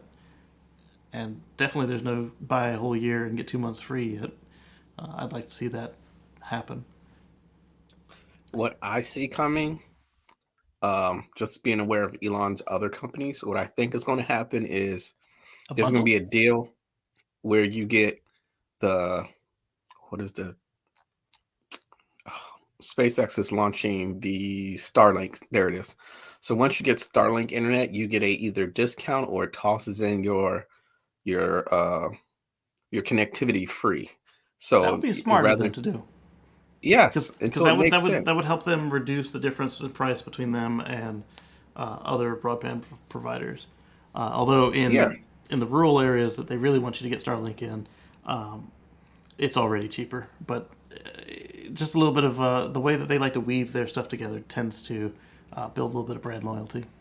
yeah, and just imagine, not only can you get high speed internet in the middle of screw Egypt, but now you can charge it. You can have your latest updates as if you were in Milwaukee, if you were in New York City. It's you can literally play video games, have your car charging right outside your house, get the update, and then go inside and play the Xbox and with the same chip that's supposedly missing in your Plaid. So I mean, it's just when you see the cross pollination between the eccentricness of Elon's companies and the talent he pulls in, why spend the advertising? It happens naturally from his customers and the technology he puts out. So, Sawyer Merritt is reporting that the estimated delivery dates for the U.S. Model X have changed now. If you go to try and reserve a Model X long range, they will tell you to expect it in September of 2022. And if you try to get a Plaid, they'll tell you might see it in July of 2022. It's a popular truck. He gives the proof. That Model three X September long range that 990. 350 range. Oof. Yeah. And when they say bigger is better, This guy that's has a what we want. point. He said if it was up to Tesla, they would probably be sooner, which is true. They ordered a Lazy Boy recliner and waited 8 months for delivery. Yeah. And just imagine if the semi comes up on speed, Tesla will be delivering their own vehicles on time. like, it's just their drivers are less exhausted. You can have a tandem and they switch back up and be on the road faster. The second one's more alert. It's just easier. So speaking of Tesla and internet, somebody poked and prodded at Elon on a tweet, and he said that yes, all superchargers should have Wi-Fi, and he basically committed to doing it again. So let's find the tweet here. He simply said they will. Let's copy the link. In And again, April, Elon said the superchargers will have free Wi-Fi over time. It'll enable video when parked and connected to Wi-Fi. I think that this will also help them because when you most likely are to watch a movie or play a video game in the car is when you're at a supercharger. So that just makes sense to help relieve his internet costs to do it over Imagine Wi-Fi road than over. tripping. Imagine having the road trip and have an issue. You send it up, and by the time you go to charge at your next supercharger, they can update it on the fly because it has Wi-Fi, courtesy of Starlink internet service sent to the like there's nothing going out the source of any other company that's not owned by Elon. So you can essentially he has a closed loop cycle, whether it's being made and sourced for Tesla, I think it would just made cut his down own on their AT&T bill, Yeah. So I mean, or it's just whatever they use in easier. the other countries. But here in the U.S., they use AT&T. So what ended up causing this two-word tweet is BRC06 was saying, I'm surprised that some superchargers don't have Wi-Fi. It's a must, especially for downloading updates. I hope Elon and Tesla will fix this. Jay in Shanghai. Jay says, shouldn't all superchargers have Wi-Fi? And Elon says, they will. And then Short and sweet and Alex to the asks point. weird questions, and this guy says, still asking unanswered questions. Map updates, game updates, streaming updates. This is actually really important when you consider that the same people who don't have regular charging at home and they're using the superchargers to do their daily charging, well, not daily, but you know what I mean, the same way that people go to the gas station, they also are unlikely to have Wi-Fi able to reach their parking spot because they're in an apartment or they park off the street or whatever, or on the street, I should say. So now, when you come in to plug in and get your weekly charge, you are also downloading the bits for your update. So when you get home and park again, you can start your update. It's It's pretty smart. again the brilliant thing about Elon is he's pretty soon within maybe I would say no less than 5 years, no more than 10. He's going to have a closed loop system, which is going to be very hard to challenge him as far as competition. What other charging station is going to have Wi-Fi in the middle of Colorado Very charging, even few. if you wanted to? And Very then few. if you have that Chevy Bolt or that Mustang Mach-E or that Porsche Taycan, then you're using SpaceX or Starlink's internet. And I wonder if the Wi-Fi would come with the with your adapter because the Tesla, when it gets to the service center, it just pulls up. It knows the access point name and code and just goes in.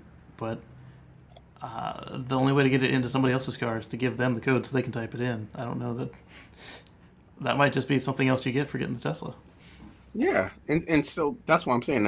Or you'd have to use the app. The Tesla app could push the network into the just like some of the consumer electronics devices. They have their own Wi-Fi, but you have to do it from their app.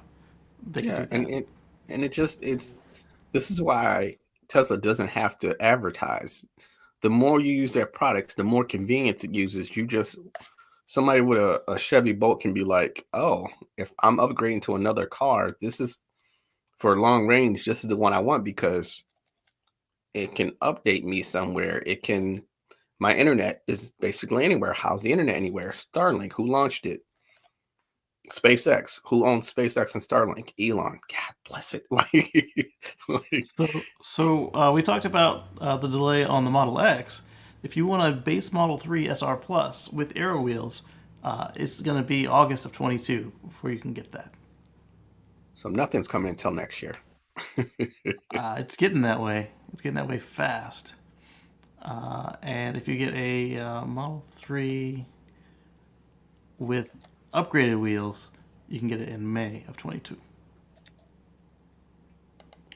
He says, mine still says May. And then Sawyer's like, yeah, I said aero wheels.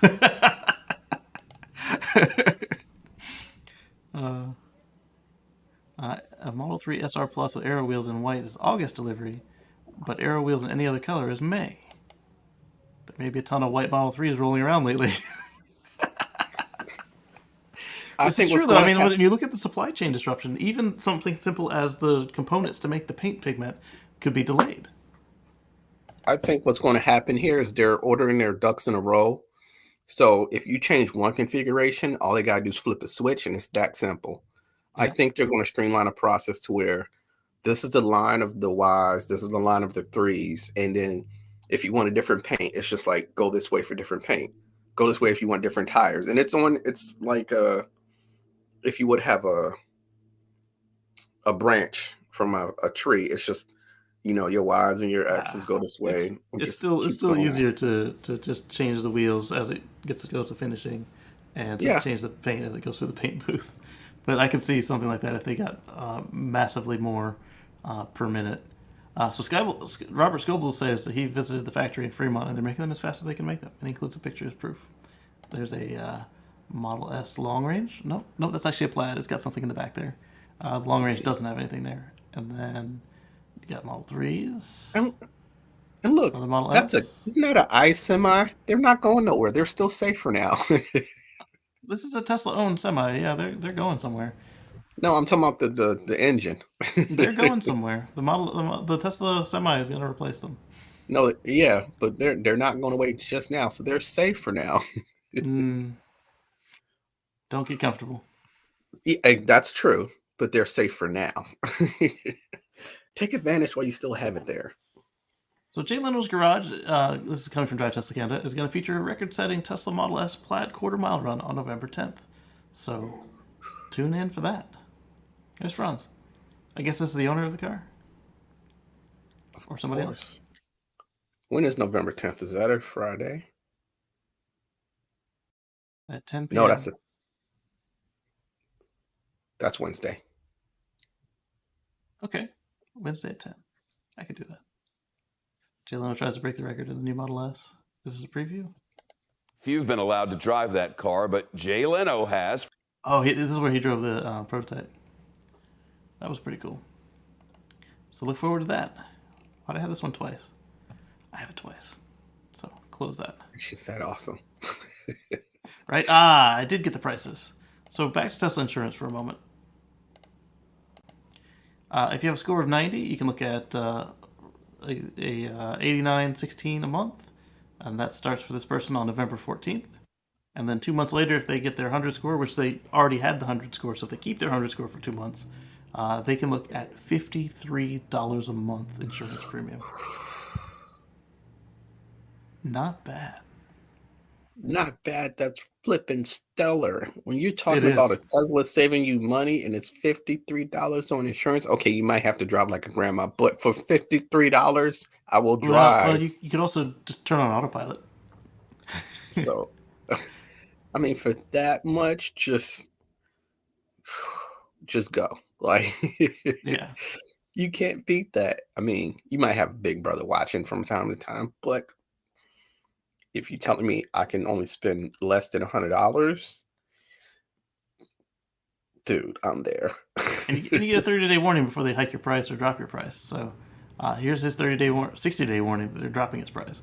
And if you get the notice that your price is going up and you find something cheaper, you can always still just switch.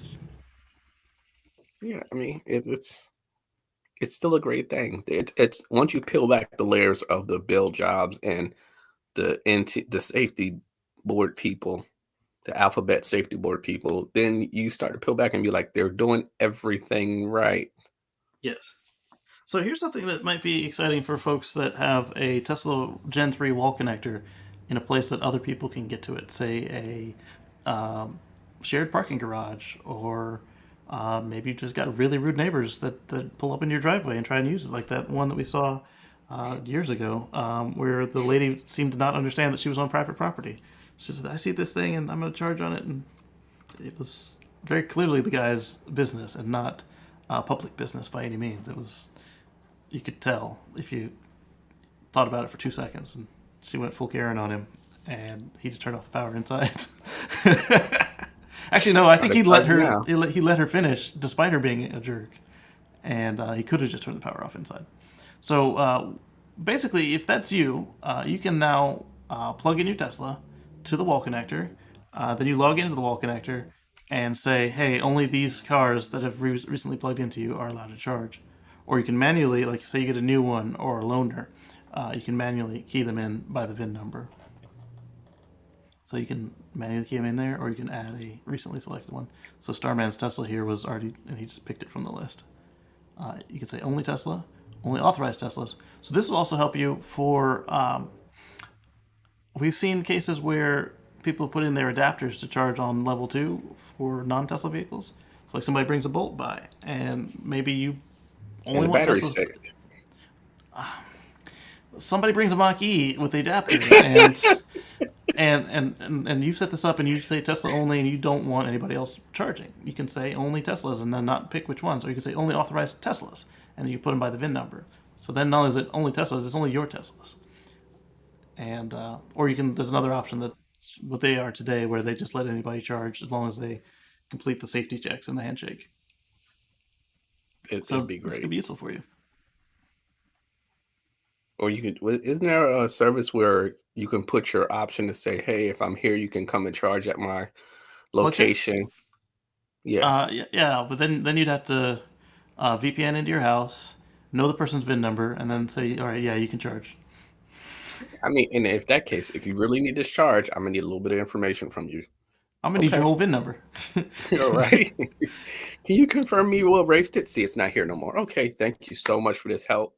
You're the only charger I can see The within VIN number is 50 sitting there miles. on your windshield all the time anyway. It's public information, but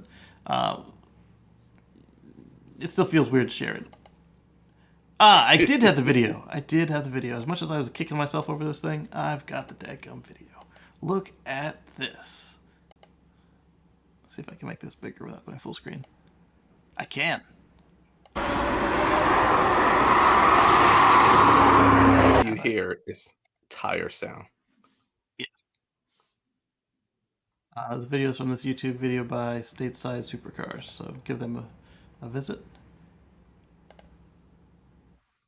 It's an interesting active arrow. Yes, it purposely, when Yeah, the we car did see it on the red picking one. up, it pushes it down. Well, I mean, and then when you want to stop, it makes the arrow break, essentially. Just like your airplane.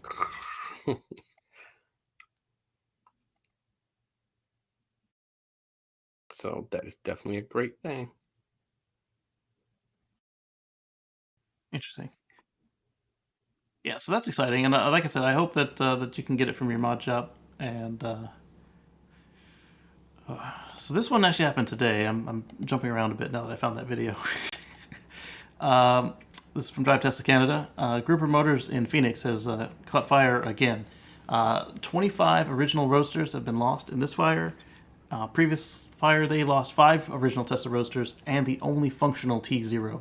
Remember, the T0 is the vehicle from AC Propulsion that inspired Elon and JB Straubel to actually make the Tesla Roadster, and not just them, but also Martin Eberhard and Martin Tappening to make the Tesla Roadster. They wanted to commercialize the T0, and so we lost the only functional one in a Grouper Motors fire, and now we've lost 30 total so far.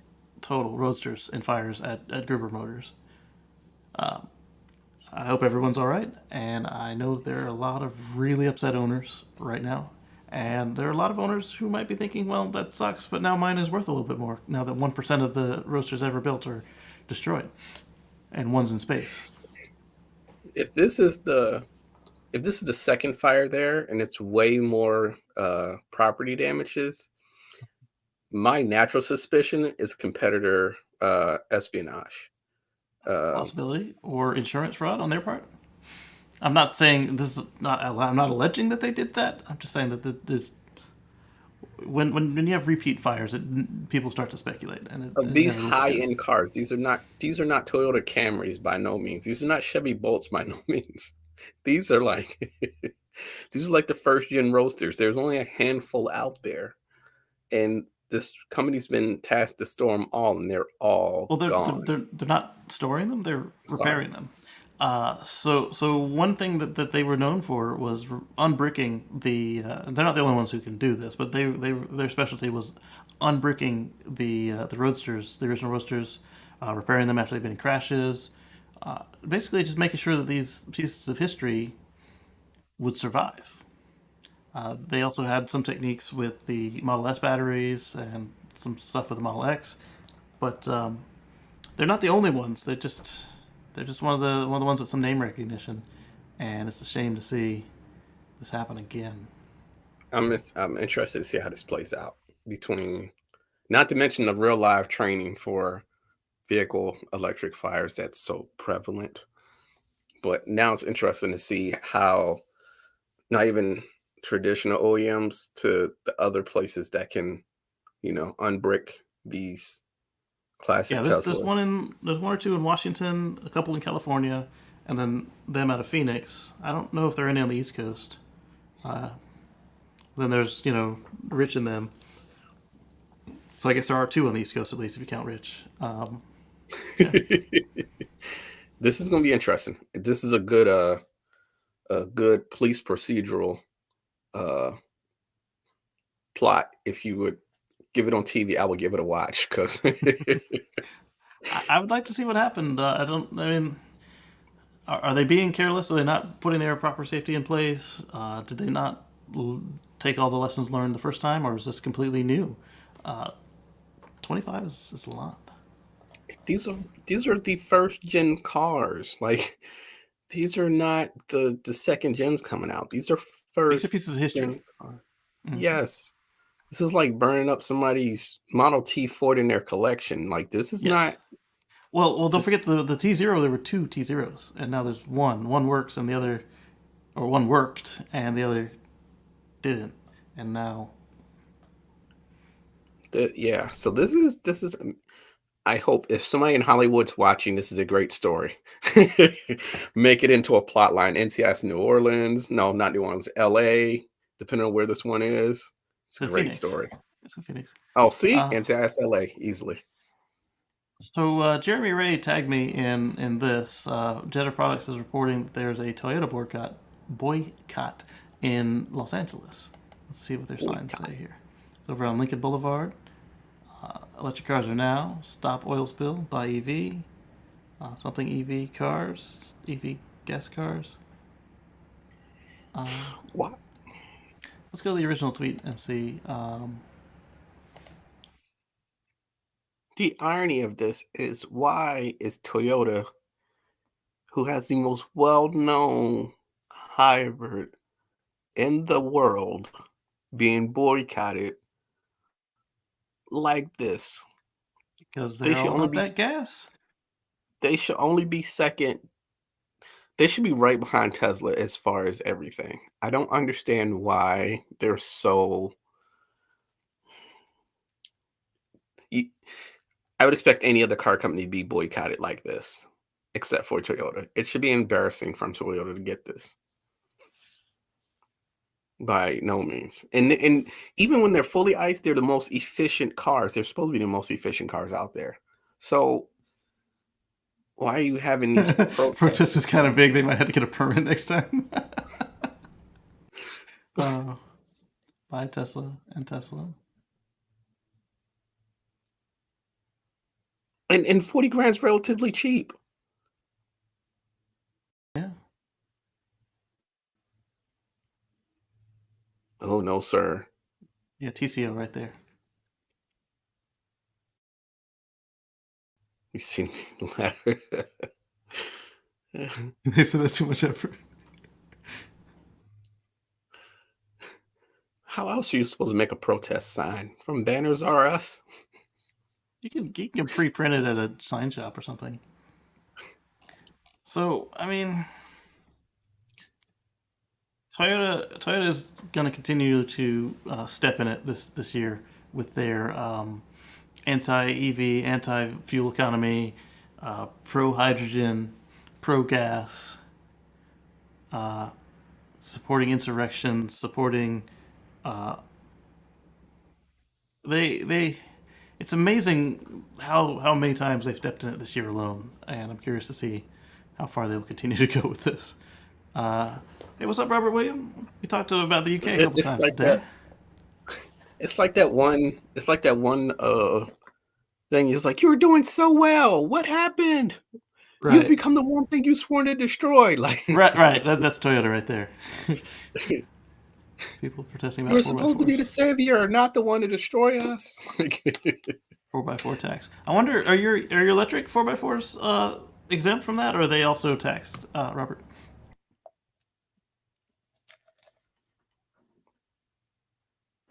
It's a good question. I'm curious now.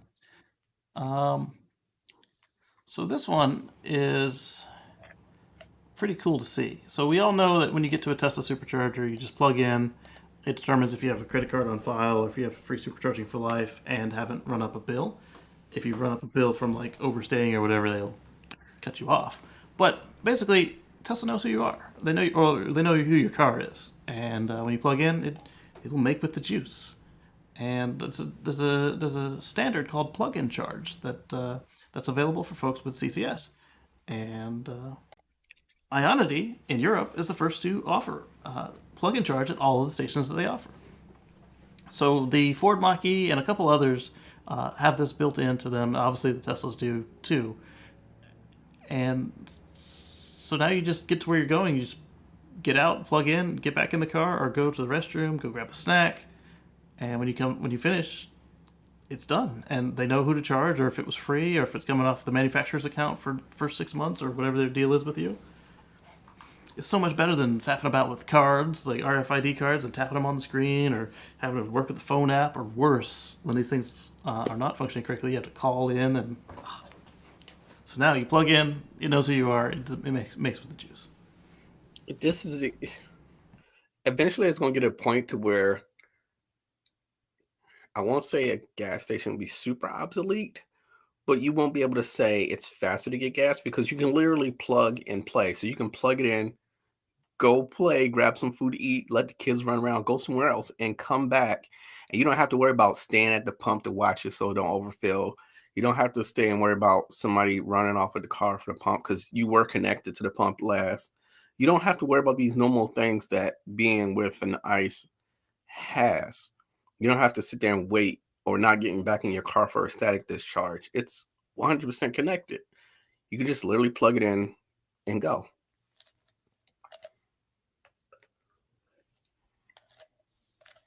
So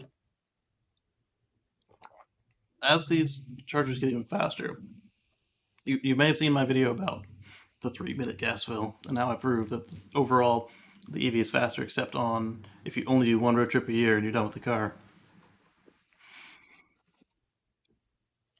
That's where I come with all that. But yeah, it's nice to save even more seconds and not have to be reaching in your wallet or pockets, because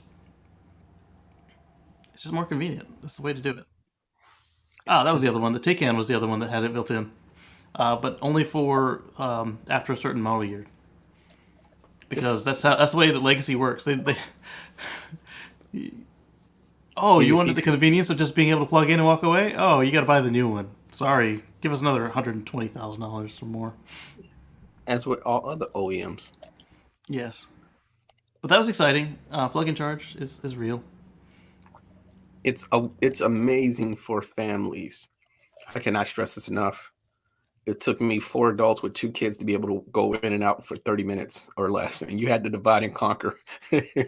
One orders food, one takes the kids to get changed and potty, and the other one has to make sure food is together, throw everybody back in. The driver has his nuggets to dip, and oh God, it's like a pit stop race. And now you can just do it without even looking at the car.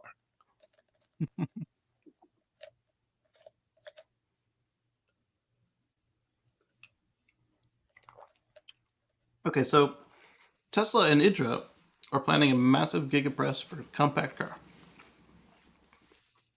So what I've been calling the Tesla Model Next, and Elon expressed in no uncertain terms last week, is not the Model 2, because there's no such thing as a Model 2. Model 3 is only because it can't be E. Exactly. The press to make that vehicle is going to be a 12,000-ton die-cast machine, because they're going to... I think they wrote this wrong. I don't think it's going to be... Wait, no, that's right. Yeah, okay. Sometimes they write them in pounds, and I thought that they kept the pounds and wrote the tons. But anyway, it's going to be 12,000 ton. Oh. Yes, they did write it wrong. It's going to be a 12-ton die casting machine. Or... because they have a 8... Am I?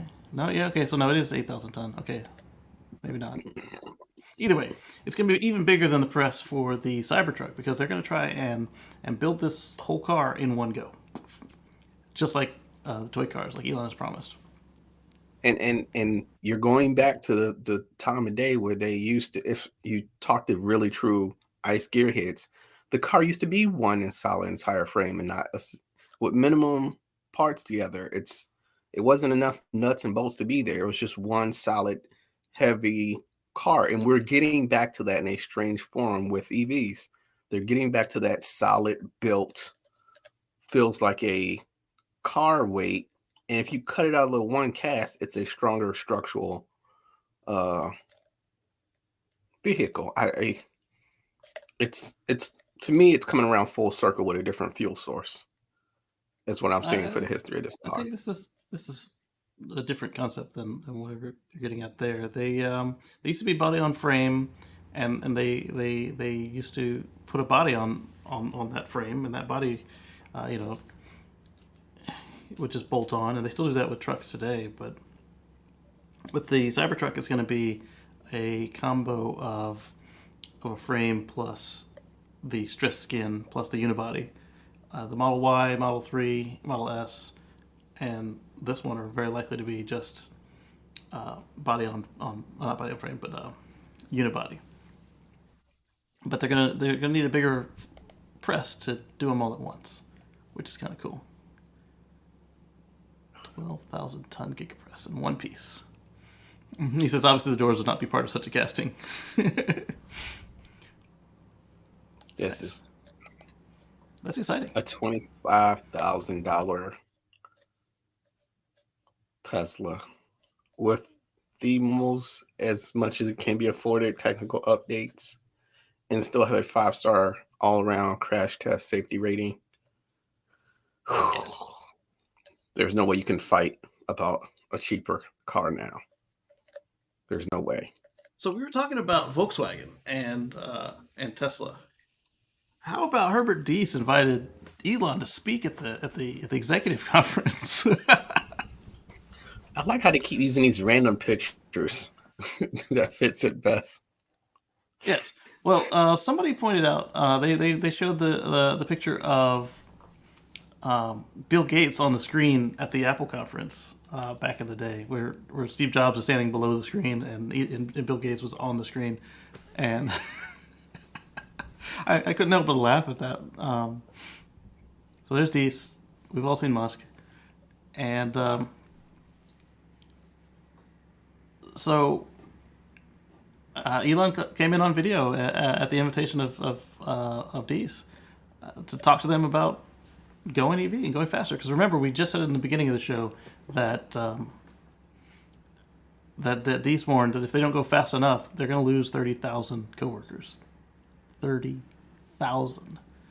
And so, what better way to emphasize this than to bring the people who are eating your lunch into the call? And the one person who says, "I'm doing this for you to catch me," so I have no problems coming back to you and be like, "This is why." And I see it on the screen here. He was like, "I'm an engineer. I want to figure out how these things work." And then second of all, I'm interested in how I can make this more efficient. So again, he has logistics, his production, and his supply chain all in one location. He centralizes them as much as he can. And there you go. As an example of Tesla's prowess, Diess said it took the rival only 2 or 3 weeks to rewrite software to allow for a switch from one type of microchip, which went out of stock, to another. Elon told us the same story about how they, one way they survived is they changed chips as they became available and did what they needed. But you have to reprogram for that. That's why we've had so few software updates that actually had anything useful to the cars already in the field this year, because they were making sure that the new cars could actually leave the factory.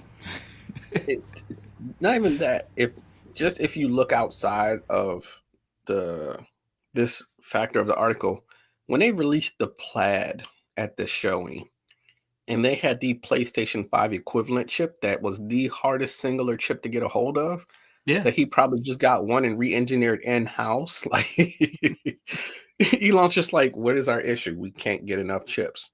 Can we get the parts for it? Yes. Find me that one chip. It's going to cost us a lot of money. Then get that one chip. Reverse engineer it, create that chip in-house. Boom. It's these simple processes where he's like, and you save, this is where it goes back for advertising. You remove the advertising costs. Now you're putting your product out faster. You're putting your high performance car out there faster. It's Well, they didn't just take the advertising money and stick it in their pocket either. They stuck it in R&D. So the cars get better. Right back into R&D. Quarter after quarter. Right back into R&D. So on his LinkedIn, D said that he had a surprise guest to drive home the point that VW needs faster decisions and less bureaucracy for what he calls the biggest transformation in VW's history. So I'm wondering now, which would be amazing, if they complete the transition to electric and Tesla buys them. Because they're not going to buy a gas car. But what this will be a fun thing to see. Yeah. Is if these I'm gonna keep the next thought I had in my head because that was just the easy carry on.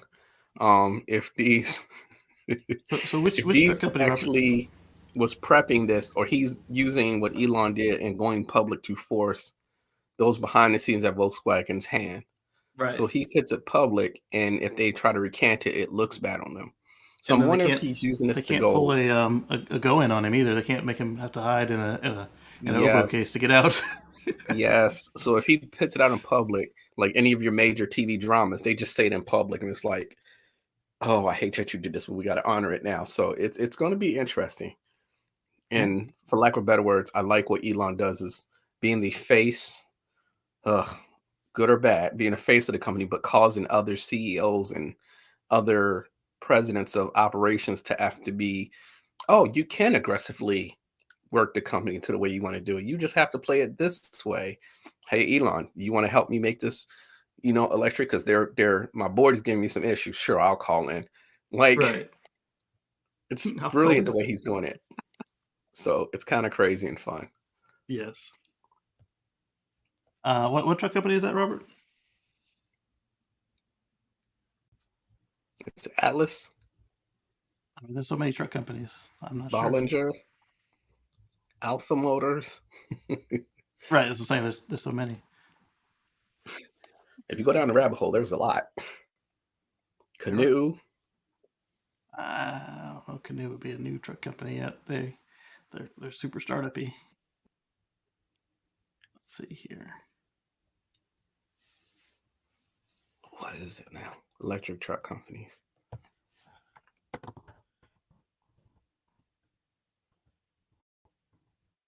They changed the letter to the word truck chip.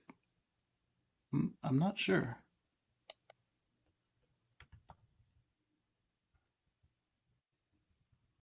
Let's see.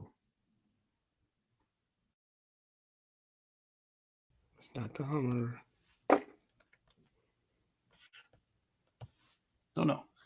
But maybe we'll talk about it next week. And we'll catch you on the flip side.